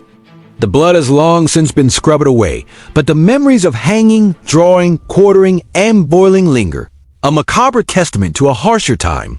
Yet even in an age of such normalized brutality, there were still punishments that stood out as especially bizarre and shocking. In the next section, we'll explore some of the most outlandish sentences handed down by the medieval courts, from strangulation followed by drowning to being devoured alive between 2 boats. Believe it or not, it gets even stranger. But for now, as the fading screens of the drawn and quartered echo across the dreamscape of your imagination, let yourself drift off into the murky mists of history. There may be uneasy visions of bubbling cauldrons and severed heads awaiting you there, but take comfort in the distance we've come since such horrors were a waking reality. Sleep now and remember, there but for the grace of progress go you or I. As we've seen, The creative cruelty of medieval punishments knew few bounds. From the agonizing pain of the rack to the public spectacles of whipping, branding, and the stocks, medieval justice revolved around brutal deterrence and religious notions of suffering as penance for sin. One of the most infamous torture devices of the Middle Ages was the brazen bull, a hollow brass statue in the shape of a bull just large enough to contain a human victim. The condemned would be locked inside the brass belly of the beast, and a fire lit beneath it, slowly heating the metal until the person inside roasted to death. As the screaming victims succumbed to the searing heat, the acoustic design of the bull converted their cries into a haunting sound, like the lowing of an angry ox. Legend has it that the brazen bull was invented by a clever Greek metalworker named Perillos in the 6th century BC, hoping to gain favor with the notorious tyrant Phalaris of Sicily. Perillos proudly presented his cruel creation to the despot, expecting to be richly rewarded. Phalaris, however, was disgusted by this device designed solely for torture. In a grim example of poetic justice, he ordered that Perillos become the first victim to be roasted alive inside his own brazen bull. Though spared a full execution, the inventor nonetheless suffered severe burns and ultimately was thrown off a cliff by Phalaris. However, Phalaris soon put the brazen bull to use against his many political enemies. A notable victim was a man named Perillos, unrelated to the bull's designer, who was convicted of murder. Perillos was sentenced to be boiled alive inside the terrible brazen contraption as crowds gathered to witness his demise. From inside the bull, Perillos' agonized wails became distorted into bovine bellows, a nightmarish sound that echoed through the city. When the bull was finally opened and the charred corpse removed, the disfigured death mask of Perillos was said to be frozen in a rictus of unspeakable suffering. While the brazen bull originated in ancient Greece, the cruel concept spread and resurfaced in various medieval kingdoms. The 12th century monarch of Sicily, William I, was reputed to have used a brazen bull. In medieval Spain, during the dark days of the Inquisition, descriptions of a torture device called the bronze steer arose, in which heretics were forced inside a hollow bronze calf and a fire lit underneath, slowly burning them alive. Whether directly inspired by the ancient device of Perillos or dreamed up independently by medieval minds, the brazen bull epitomized the sadistic ingenuity of pre-modern punishments. If roasting alive inside a metal effigy wasn't horrible enough, the Middle Ages had plenty of other ghastly execution methods designed to inflict maximum suffering. In England, the worst punishments were reserved for treason against the crown, as in the shockingly brutal practice of hanging, drawing, and quartering. The death of David ap Gruffydd, Prince of Wales, in 1283 vividly illustrates the cruelty of this execution method reserved for enemies of the English monarchy. After leading a failed rebellion against King Edward I, David ap Gruffydd was captured and condemned as a traitor to the most severe punishment England could inflict. First, he was dragged behind a horse to the site of his public execution, a symbolic ritual meant to subject him to humiliation and pain. Then David was hanged by the neck from a gallows but cut down while still alive. In the most grisly stage of the execution, he was disemboweled, having his entrails drawn out and burned before his eyes. Finally, his heart was cut out, his body decapitated, and the remains sliced into 4 quarters. The fate of David ap Gruffydd served as a stark warning to any who would defy the authority of the English crown.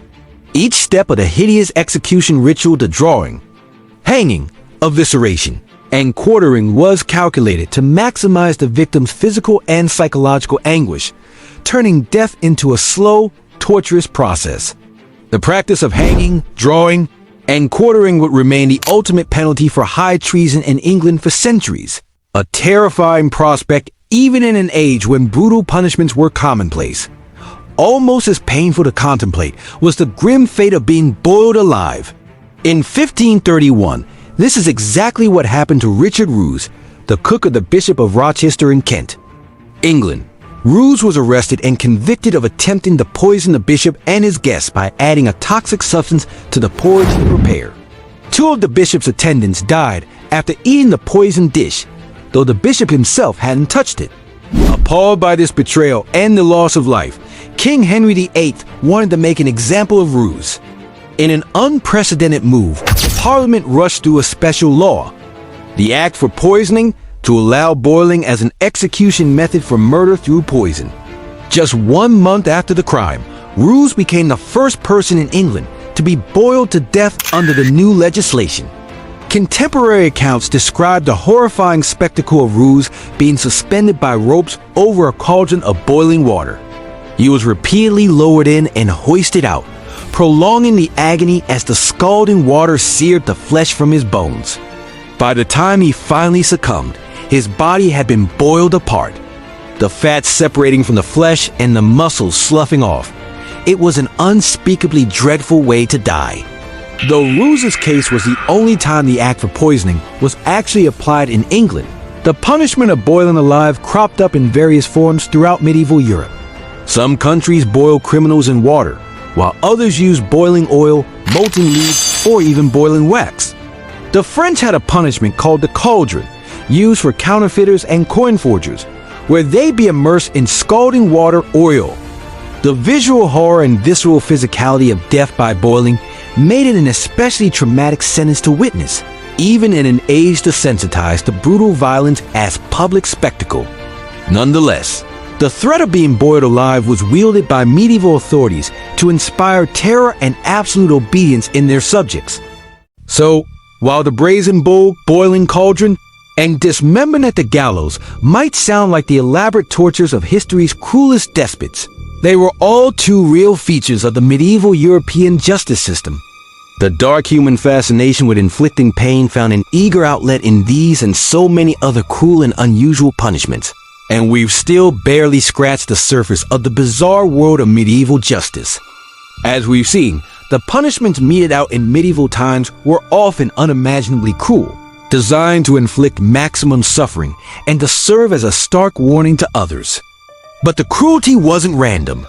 There was a twisted logic to it all, a belief that the severity of the punishment should match the severity of the crime. Theft might warrant a hand being chopped off, while treason could bring the agonizing death of being hanged, drawn, and quartered. One of the most notorious examples of this brutal calculus of crime and punishment was the case of Hugh Despenser the Younger in 14th century England. Despenser was a close advisor and alleged lover of King Edward II, and his rapid rise to power and ruthless greed made him many enemies among the nobility. When Edward's Queen Isabella led a successful rebellion against the king in 1326, Despenser found himself at her mercy, and she showed him none. Isabella had Despenser tried and convicted of treason, theft, and other crimes against the realm. His sentence was designed to be as agonizing and humiliating as possible. First, he was stripped naked, and biblical verses about corruption and deceit were scrawled on his skin. Then he was dragged behind 4 horses to the place of execution, where a jeering crowd awaited. There, he was hung from a 50-foot gallows, but cut down before he could choke to death. As he lay dazed and in agony, his executioners set upon him. They hacked off his genitals and threw them into a fire, then sliced open his abdomen and yanked out his entrails and heart, which were also tossed into the flames. Finally, his corpse was beheaded and cut into 4 pieces, which were mounted on spikes and displayed across London as a warning to other traitors. It was a horrific end, even by the grim standards of the time. While the fates of people like Despenser and other victims of brutal medieval punishments might seem impossibly distant to us today, what's more unsettling is how long these practices endured.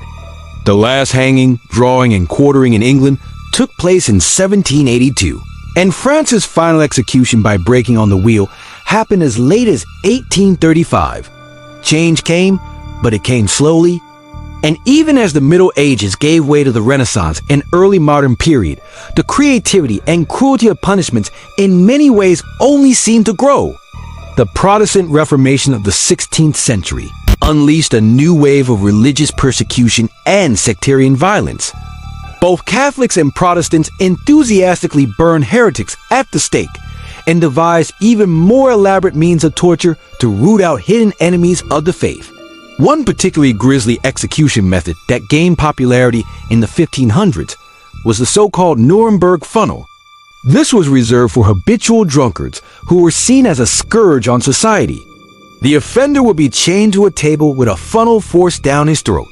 Huge quantities of liquid, usually wine, but sometimes raw sewage or boiling water, would be poured into the funnel until the victim's stomach burst. It was an agonizing and humiliating way to die, and a terrifying deterrent to would-be drunks. Blasphemers faced similarly inventive punishments. In 16th century Spain, those convicted of blasphemy often had their tongues cut out with hot pincers before being strangled to death. In England, a common penalty was the pillory, but with a horrific twist. The victim would be locked into the wooden restraint, and an iron cage fastened around their head. Then their ears would be nailed to the pillory and shorn off with a razor. If they survived this mutilation, they would be forever marked as a blasphemer. As brutal as these punishments were, many at the time justified them as necessary to maintaining order in an inherently sinful and unruly world. Pain was the price of justice, and no price was too high to keep society on the righteous path. The fact that the laws and punishments fell so heavily on the poor and powerless, while the wealthy could often buy their way out of consequences, rarely seemed to trouble those in charge. It would take a sea change in attitudes, brought on by the Enlightenment thinkers of the 17th and 18th centuries, to slowly chip away at this edifice of cruelty.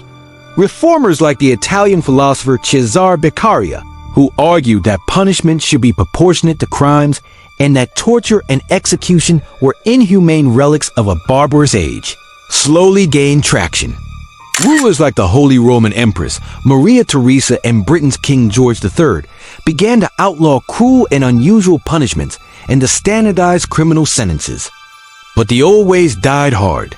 Many Enlightenment philosophers like Voltaire still defended harsh punishments and the death penalty as necessary deterrents. The French Revolution brought the terror of the guillotine to thousands, and in Britain, even as the number of capital crimes slowly decreased, crowds still thronged to see public hangings well into the 1800s, eager for the spectacle of a criminal getting their just desserts. It's a sobering reminder of how thin the veneer of civilization can be and of the darkness that lurks in the human heart. The fact that for centuries those in power could devise such imaginative torments and citizens could cheer on such barbarity, sometimes in the very name of justice and righteousness, should give us pause. We might recoil in horror at the brutality of medieval punishments today, but would our ancestors be any less appalled by the state-sanctioned cruelties that still take place in our own time? Whether it's solitary confinement, torture, or the death penalty, there's no easy answer. But as we contemplate the grim pageant of history, perhaps the most fitting tribute we can pay to the victims of these bygone punishments is to strive for a society where cruelty is never again mistaken for justice, where compassion outweighs retribution, and even the most lost and broken among us are seen as human beings worthy of dignity, rather than sinners to be scourged and destroyed. It's a struggle that each generation must take up anew, but in doing so, we help lay the slow, painstaking groundwork for a more just and humane world. And yet, even as we work towards that brighter future, the past remains with us, a shadow that can never fully be escaped. In museums and churches and crumbling fortresses across Europe, the relics of the medieval justice system still linger like ghosts. Thumbscrews, iron maidens, racks, judges' gavels worn smooth by generations of condemnation. Grim reminders of the darkness that once reigned and that still whispers to us from the void. Perhaps that's why we find these old punishments so endlessly fascinating, even as they repel us. They're a window into the strange and haunted psyche of our species, with its capacity for both boundless mercy and unfathomable cruelty. A reminder of how far we've come and how far we still have to go. And though we might shudder at the thought of ending up on the wrong side of medieval justice, there's a strange comfort in knowing that no matter how bleak things seem, our ancestors endured and overcame far worse. So let the ghastly parade of the pillory and the branding iron, the rack and the wheel, march through your dreams tonight. Let them be a testament to the trials our forebears face and to the small, everyday triumphs of civilization over barbarism that we too often take for granted. And in the morning, Perhaps spare a thought for those long-ago victims whose suffering echoes down to us through the ages. May they rest in peace, and may we never forget the hard-won lessons of their lives and deaths. As the turbulent medieval period progressed, the ways in which societies punished criminals became increasingly inventive and extreme. Perhaps no methods were more dreaded than the gruesome torture devices conjured up in the darkest corners of the human imagination. The rack was one of the most widely used instruments of torture throughout medieval Europe. The concept was brutally simple. The victim would be stretched out on a large wooden frame by ropes tied to their wrists and ankles. As the ropes were steadily pulled tighter and tighter, the limbs would be wrenched apart, causing excruciating pain as the joints and ligaments reached their breaking point. The agony could continue for hours or even days as the torturer attempted to elicit a confession or information. Death on the rack was not uncommon, whether from the unbearable pain or the eventual dislocation and tearing of vital organs. But perhaps even more chilling was a device known as the brazen bull, originating in ancient Greece. This hollow brass statue in the shape of a bull was designed for a uniquely agonizing form of execution. The condemned would be locked inside the brass beast and a fire lit beneath it, slowly roasting them alive as the metal walls heated to scorching temperatures. The victim's screams would echo through a complex system of tubes and bellows, becoming distorted into sounds that resembled the lowing of an infuriated bull. The twisted tale of the brazen bull's inception speaks to the cruel ingenuity behind it. According to legend, it was first proposed to the 6th century BC tyrant Phalaris by a metalworker named Perillos of Athens, describing his concept for the human incinerating hellbox. Pillows promise that the screams will come to you through the pipes as the tenderest, most pathetic, most melodious of bellowings. Intrigued yet disgusted, Phalaris ordered the brazen bull be built and for Pillows to be its first victim as a morbid test of his own device. The metalworker was duly locked inside and roasted alive, his wailing supplications transformed into bovine howls by his own acoustic design. Although the brazen bull was blessedly rare compared to other instruments of torture, the mere thought of being burned alive inside a metal prison was enough to strike terror into the medieval psyche. Indeed, the fear of fire was pervasive in a time when the flames of hell seemed all too real. Execution by burning was thus reserved for some of the most serious offenses, such as heresy, treason, and witchcraft. No episode captures the dread of death by fire more vividly than the gruesome execution of the English royal cook John Roos in 1531. Roos had been convicted of attempted regicide after several dinner guests at the Bishop of Rochester's palace fell violently ill from a batch of poisoned porridge he had prepared. 2 died in agony, though the intended target, Bishop John Fisher, had been spared by his penchant for fasting. For his crime, Roos was sentenced to be boiled alive, lowered by ropes into a cauldron of boiling liquid in front of a large crowd at London Smithfield. The chronicle of Tudor poet Thomas Delaney relates the horrifying spectacle. The fire was lighted, the water did seethe, and the cook was put into the boiling cauldron, which we may suppose was a dreadful torment. For that he cried mightily, as was heard by a great number of people. Howbeit, he escaped to death by reason that the water was not truly scalded, wherewith they took him out, and put him to a worser torment, for they bound him to a stake and roasted him to death. Medieval execution was a form of macabre theater, meant to strike awe and terror into onlookers' hearts.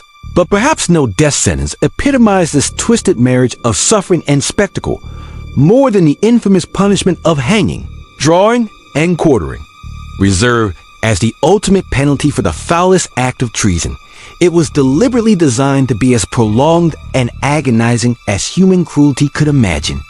The first recorded instance comes from the year 1283, when the Welsh rebel Prince David ap Gruffydd faced the wrath of England's King Edward, the first for his role in an uprising. Contemporary chronicler Geoffrey of Shrewsbury clinically described how David was dragged behind a horse to the gallows, where he was hanged by the neck but cut down while still alive in the throes of suffocation. His body was sliced open, and his entrails yanked out and burned before his eyes. Finally, he was beheaded, and his torso hacked into 4 quarters to be displayed across the realm as a warning to other would-be traitors. From then on, Hanging, drawing, and quartering became the go-to death sentence for male traitors in England for centuries to come. As medieval society grew both more powerful and more paranoid, the grim spectacles of executions became increasingly elaborate and theatrical. Raised wooden platforms called scaffolds allowed eager crowds a better view of the traitor's final agonies. The prolonged torture of half-hanging and disemboweling was thought to give the condemned a final chance to repent for his betrayal and save his immortal soul before the axe fell. One of the most dramatic cases was that of Sir William Wallace, the Scottish knight and guerrilla leader who led a spirited resistance against English rule in the early 14th century. After his forces were crushed at the Battle of Falkirk, Wallace spent years on the run before being captured and hauled to London to answer for his rebellion. In a trial that was little more than a formality, he was convicted of treason and sentenced to a traitor's death at Smithfield. Matthew Paris, a monk and chronicler, recorded the grisly details of Wallace's execution on August 23, 1305. First, he was drawn asunder by horses, Paris wrote, then hanged on a high gallows, and while still alive, his entrails were drawn out and burned in a fire, and finally he was beheaded and quartered, and the parts sent to the four corners of Scotland. The English made sure Wallace's head was impaled on a spike at London Bridge, an unmistakable message to anyone else who dared defy the Crown's authority. Yet even in death, William Wallace would become a towering symbol of Scotland's long struggle for independence against its larger southern neighbor. As the Middle Ages gave way to the Renaissance, his legend only grew, a stirring reminder that brutal displays of power were not always enough to crush the defiant spirit of rebels and martyrs. Indeed, for all the medieval world's fascination with increasingly ingenious and agonizing ways to punish criminals, the effectiveness of such torture and terror was questionable. Crimes like theft, assault, and even murder remained stubbornly common, suggesting that the threat of slow death was not quite the foolproof deterrent authorities hoped. If anything, the looming scaffold may have only hardened the hearts of the most desperate wrongdoers, pushing them to further extremes. Moreover, the arbitrary cruelty of medieval justice frequently saw the innocent suffer alongside the guilty, as the scales of judgment were too often tipped by wealth, status, and sheer luck. A woman accused of witchcraft might be burned at the stake on the flimsiest of evidence, while a well-connected knight could literally get away with murder. The inequality was such that, by 1215, the Magna Carta saw fit to enshrine the right to due process, decreeing that no free man is to be arrested or imprisoned or decised or outlawed or exiled or in any other way ruined. Nor will we go against him or sin against him, except by the lawful judgment of his peers or by the law of the land. Of course, the impartiality of justice remained an elusive ideal, subject to the whims of rulers, the prejudices of the powerful, and the superstitions of the age. Punishments that, to modern eyes, seem almost comically cruel persisted for centuries more, as much for their value as public spectacle as for any real benefit to the social order. Yet, as medieval Europe gave way to the Enlightenment and the Industrial Revolution, the tide slowly began to turn against the worst excesses of torture and brutality. Thinkers like Voltaire and Cesare Beccaria argued that such inhumane punishments were not only barbaric, but ineffective and counterproductive. Imprisonment, rehabilitation, and more standardized sentencing gradually replaced mutilation and execution as the preferred tools of criminal justice. Still, echoes of the Middle Ages linger in our collective psyche, surfacing in our fascination with tales of dungeons and executions, rebel heroes, and pitiless tyrants. The human imagination, for better or worse, cannot help but be drawn to the darkest expressions of power and suffering, perhaps as a reminder of our own capacity for both cruelty and resilience in the face of it. So, the next time you find yourself transfixed by a grim story of some medieval miscreant facing a horrific fate, remember the lesson at the heart of all those chilling punishments. That justice, for all its high-minded ideals, is an eternally human endeavor, as fallible and ingenious as the souls who strain to enact it. The true reckoning is not with the judge but the judges, and the civilization that empowers them to decide which acts are beyond the pale. To condemn the brutality of the past is easy, But to ask what cruelties we tolerate in our own time, well, that is the harder and more vital question. As the medieval period progressed, justice continued to be dispensed through a combination of religious doctrine, royal decrees, and local customs.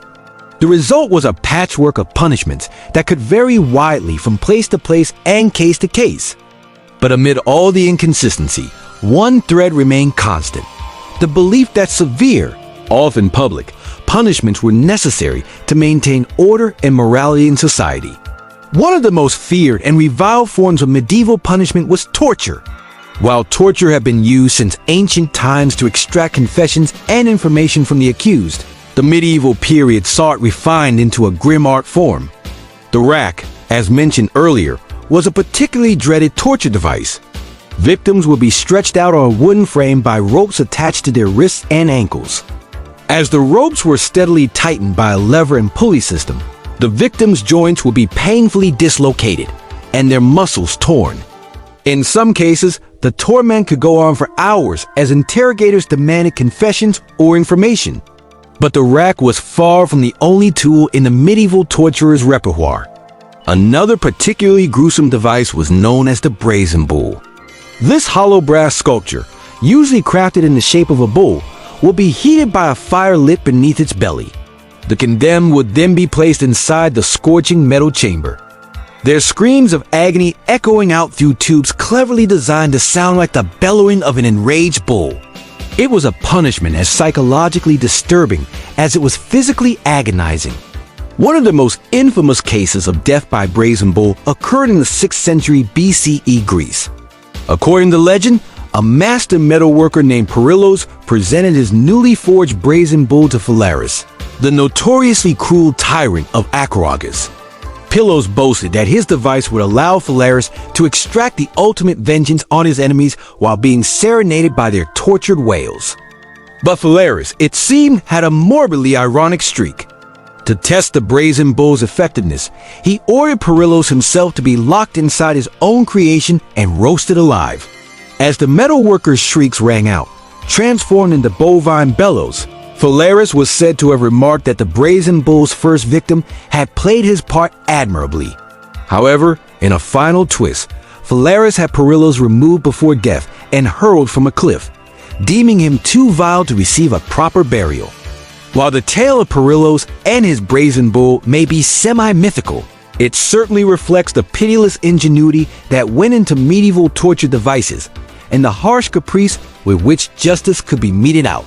But torture, for all its brutality, was just one shade on the spectrum of medieval punishments. In many cases, death itself was deemed the only suitable sentence. But there were a myriad of ways one could be put to death in the Middle Ages.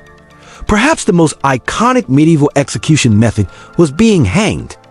Drawn and quartered, reserved for the most serious offense of high treason against the monarch. This grisly punishment involved the victim being dragged or drawn behind a horse to the place of execution, then publicly hanged by the neck until nearly dead. But that was just the beginning of their torments. While still alive and at least semi-conscious, they would be cut open and their entrails removed or drawn out. The intestines would often be tossed into a fire, symbolically damning the traitor's soul. Finally, the body would be beheaded and chopped into 4 quarters, with the head and quarters frequently displayed in prominent locations as a gory warning to other would-be traitors.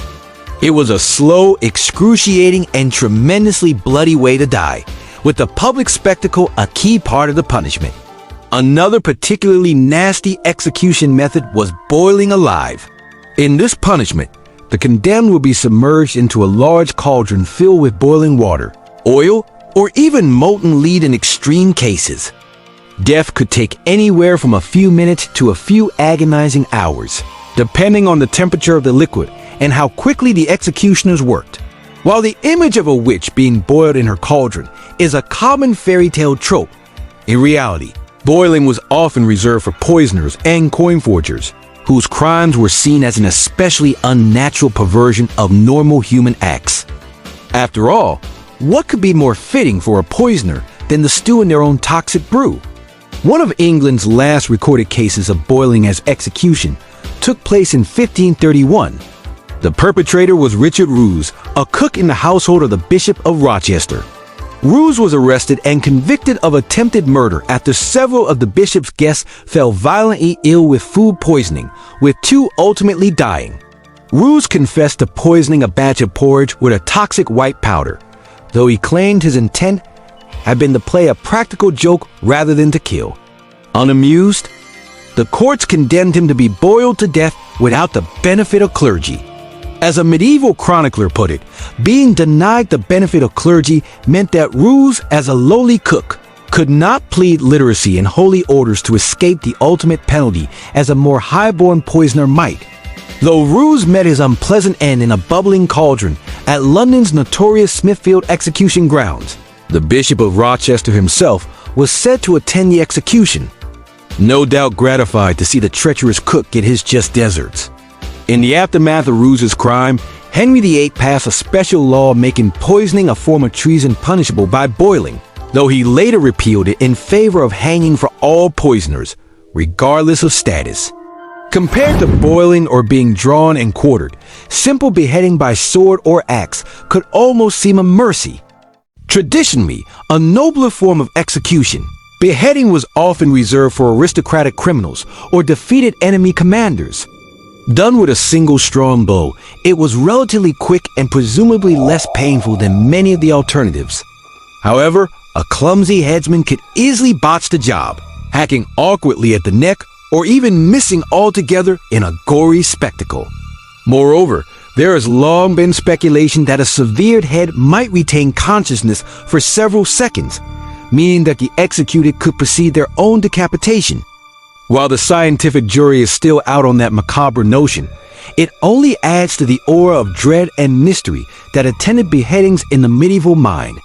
But not all medieval punishments were capital, and not all were officially sanctioned. More informal penalties abounded for petty crimes and social transgressions. A common example was the cucking stool, a seat attached to a lever that could be used to repeatedly dunk a person underwater, most frequently deployed against unruly women and suspected scolds. It was a punishing, non-fatal alternative to burning witches. Similarly, the brank or scold's bridle aimed to restrain loose tongues by quite literally bridling them with a locking metal cage. Some branks even featured an interior spike to stab the tongue should the wearer attempt to speak. While rarely fatal, these devices marked the offender out for public ridicule and could cause lasting pain and humiliation. So, as you can see, the medieval approach to justice was not exactly a gentle one.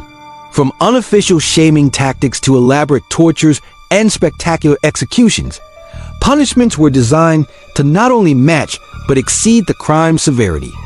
They were harsh deterrents to keep a lid on the violence and chaos bubbling just below the surface of medieval life. Yet, amid all the cruelty, there are some truly bizarre cases that strain modern credulity. Consider the rat torture, a punishment apparently dreamed up by a 17th century jailer in the German town of Celle. The restrained prisoner would have a rat trapped in a metal cage against their bare stomach. The cage would then be slowly heated, driving the rat to burrow into the prisoner's guts in a desperate attempt to escape. It's unclear how frequently this particularly sadistic torture was used, but it speaks to the dark creativity of the medieval punitive imagination. Slightly less grisly, but no less strange, was the German punishment of strangulation followed by drowning, imposed on women convicted of infanticide. The grim logic seemed to be that strangulation would prevent the soul from escaping through the mouth as the body drowned, damning it to eternal unrest. Again, how often this particular combination was actually employed is lost to history, but it illustrates the dreadful specificity of some medieval punishments. Speaking of unusually specific punishments, ancient Persia's boat penalty deserves a mention. In this slow and agonizing form of execution, the condemned would be trapped between two rowboats or hollowed-out tree trunks, with their head, hands, and feet protruding. They would then be force-fed milk and honey until they developed diarrhea, attracting insects as the victim lay stewing in their own filth. The bugs would eat them alive over a period of days or even weeks. While the boats may have faded from use by the medieval period, that level of sadistic creativity sadly lived on. Many punishments were tailored to fit the crime in perversely poetic ways. A medieval German coin forger might be boiled in oil, like the false coins he forged. A thief might have a hand amputated. A person who bore false witness could have their tongue cut out. The idea was to let the punishment reflect the crime, while permanently marking the criminal and preventing them from re-offending. But what if the offender was one of God's own representatives on earth? Members of the clergy were typically exempt from secular courts, being tried instead by church authorities under canon law. Punishments for wayward priests and monks tended to be less bloody than their civilian counterparts, usually focusing more on repentance than retribution. An adulterous priest might be sent on a penitential pilgrimage or sentenced to a lengthy period of ritual fasting and prayer. For more severe offenses, they could be confined to a monastery or ejected from holy orders altogether. But, in general, the church reserved its harshest punishments for religious rather than common crimes. Heresy, blasphemy, devil worship, these were the crimes that kept medieval inquisitors up at night. And to combat them, men of God had to get creative. In 1184, the Catholic Church formally outlined its policy on the prosecution of heresy in a papal bull chillingly titled Ad Abolendum, or for the purpose of doing away with. It condoned stripping the convicted of property, rights, and even life in an effort to stamp out dissent. Mere centuries later, the Spanish Inquisition would take that mandate and run with it, creating one of the most notorious persecutory machines in history. Under the Spanish Inquisition, those accused of straying from Catholic doctrine could be subjected to all manner of torments to extract confessions, from stretching on the rack to having their feet roasted over a fire. Penitent heretics might escape with a humiliating public shaming at best or a term of perpetual imprisonment at worst. But the unrepentant faced a spectacularly grim fate, death by auto da fe or act of faith. These elaborate public rituals saw the condemned paraded before jeering crowds in conical dunce caps before being tied to a stake and burned alive. The goal was not just to execute the heretic, but to break them utterly first, forcing them to accept the church's authority with their dying breath. One of the tragic victims of this inflexible religious ideology was the Spanish physician and theologian Michael Servetus, a true Renaissance man. Servetus made contributions to everything from mathematics to meteorology. But his writings on Reformed Christianity, which questioned the Trinity and infant baptism, caught the attention of the Inquisition. Servetus managed to escape Spain and the clutches of the Catholic inquisitors, but he made the mistake of passing through the Swiss city of Geneva, a stronghold of Protestant reformer John Calvin. Though Calvin and Servetus had once been friendly correspondents, the theologian took grave offense to the heretical views outlined in Servetus's book, The Restoration of Christianity. At Calvin's urging, the Geneva City Council had Servetus arrested, tried for heresy, and condemned to death. Calvin argued for a more merciful beheading, but the council insisted on burning at the stake. So on October 27, 1553, Servetus was solemnly marched out to the pyre in a spirit of Catholic Protestant cooperation that was exceedingly rare for the time. His last words were said to be, "Jesus, Son of the eternal God, have mercy on me," a final refusal to acknowledge the Trinity that had doomed him. Servetus's execution sent shockwaves through the reformist community and all of learned Europe. Some applauded Calvin for so vigorously expunging a dangerous heresy, while others were appalled by his complicity in what they saw as judicial murder. The affair arguably did more damage to Calvin's reputation as an enlightened reformer than the Servetus's one as a martyr for free thought. In later years, prominent thinkers like Voltaire would hold up Servetus as the epitome of a brilliant mind snuffed out by intolerant dogmatism. But while Calvin and the Inquisition represent some of the worst religious excesses of the medieval period, the influence of faith on the justice system wasn't always so bloody. In fact, one of the more peculiar medieval punishments was the trial by blessed sacrament, a kind of spiritual lie detector test. In this ordeal, a person accused of a crime will be brought before a priest and made to swallow a dry communion wafer. If they choked on the wafer, it was taken as a sign from God of their guilt, since divine forces were presumably preventing them from ingesting the sacred bread. The idea was that Even if a suspect could fool an earthly court, they could never deceive the Almighty. Of course, from a modern perspective, it's laughably easy to see the flaws in such a system. An anxious, innocent person might easily choke on a mouthful of dry wafer under pressure, while a practiced liar could probably fake a swallow with no divine interference. But at the time, trials by Blessed Sacrament were accepted as a valid judicial tool, a way of outsourcing difficult decisions to a higher power. And in a way, that belief in divine judgment undergirded many medieval punishments, however brutal they might appear to modern eyes.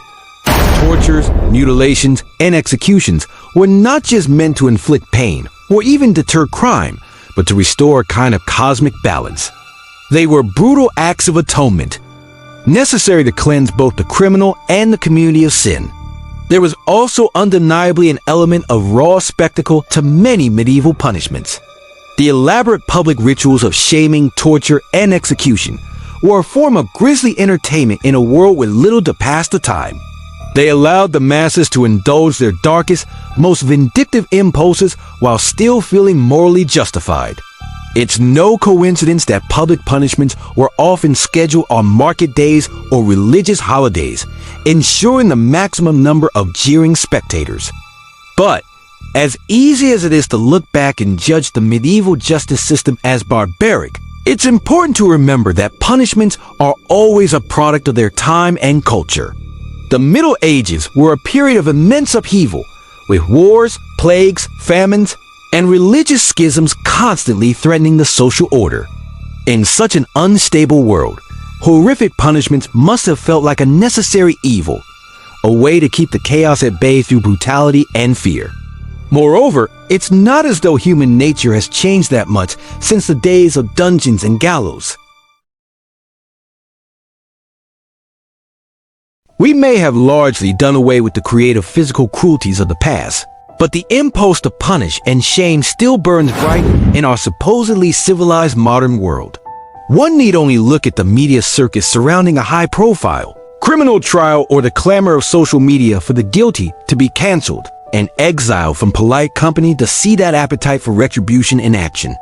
In fact, some scholars have argued that the ritualized violence of medieval punishments actually served as a kind of release valve for the pent-up aggression and anxiety of the populace.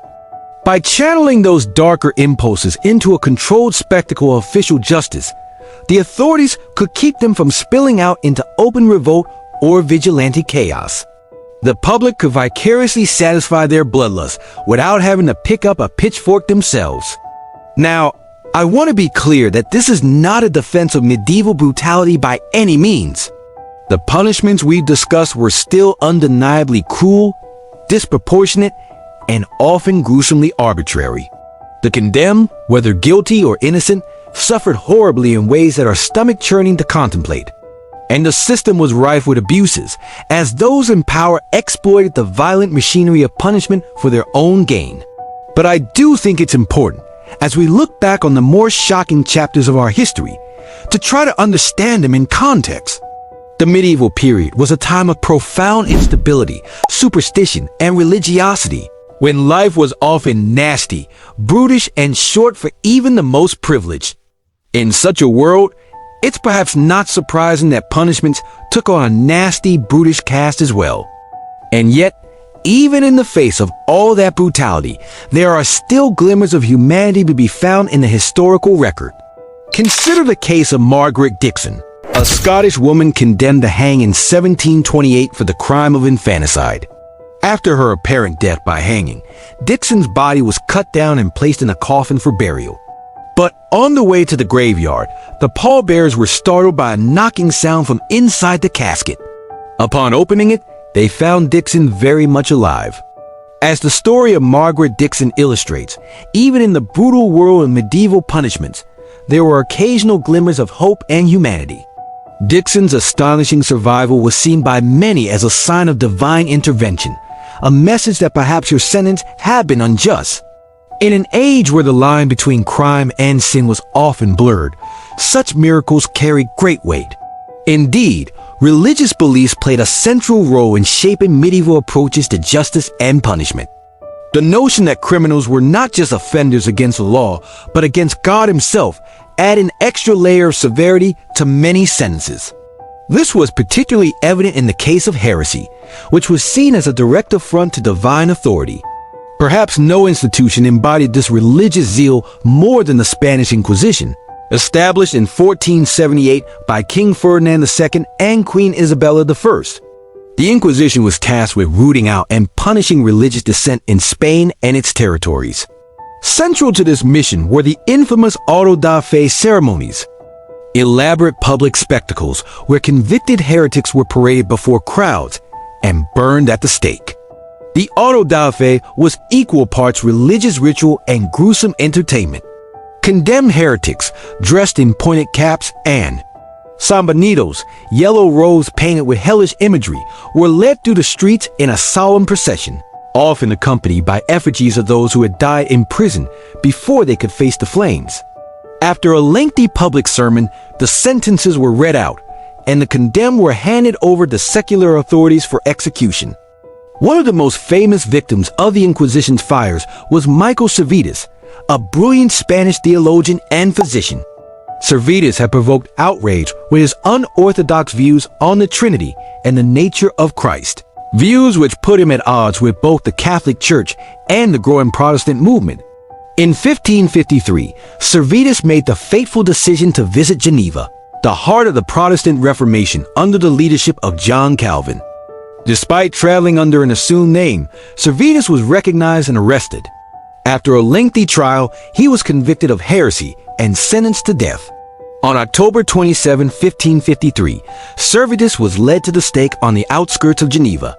His last request was for a more merciful death by the sword, but this was denied.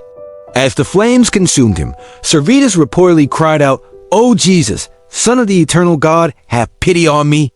His ashes were scattered to the winds, a final erasure of a man deemed too dangerous to be remembered. Servetus' story is a chilling reminder of the deadly serious nature of religious disputes in the medieval world. In an age where the line between temporal and spiritual authority was often blurred, religious dissent could be seen as not just a challenge to the church, but to the very fabric of society itself. Of course, not all religious punishments were quite so severe. In some cases, the power of faith was invoked in a more symbolic way as a means of divining guilt or innocence. One such method was the trial by blessed sacrament, a procedure that hinged on the belief in the miraculous power of the Eucharist. Under this ordeal, a suspect would be brought before a priest and made to swallow a dry communion wafer, usually accompanied by prayers and invocations. If the suspect choked on the wafer or struggled to swallow it, this was seen as a sign of guilt, a physical manifestation of their sin. If, on the other hand, they swallowed it easily, this was taken as proof of their innocence in the eyes of God. While the trial by blessed sacrament may seem less brutal than burning at the stake, it was no less a violation of the accused's basic humanity. The notion that choking on a dry wafer was a reliable indicator of guilt or innocence speaks to the magical thinking that often surrounded medieval justice. As we've seen throughout this journey through the strange world of medieval punishments, the line between justice and cruelty was often paper-thin. From the agonizing tortures of the rack and the brazen bull to the humiliating spectacle of the stocks and the deadly theater of the auto da fe, these punishments were designed not just to condemn, but to break the spirit and obliterate the humanity of the condemned.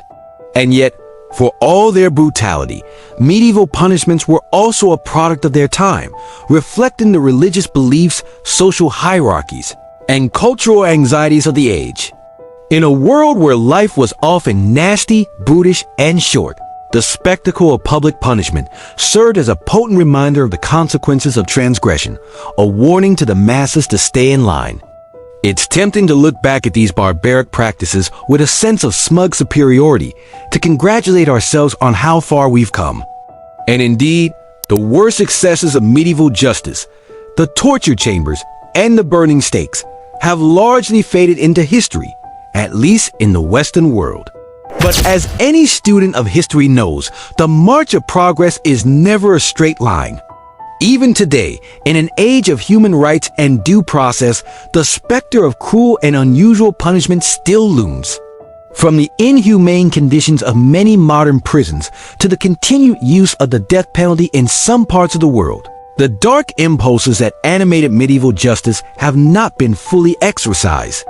Perhaps then, the true value of studying these old atrocities lies not in condemning our ancestors, but in recognizing our own capacity for cruelty and injustice. By confronting the worst of our past, we can strive to build a future where punishment is tempered by mercy, where justice is not just a lofty ideal, but a living reality.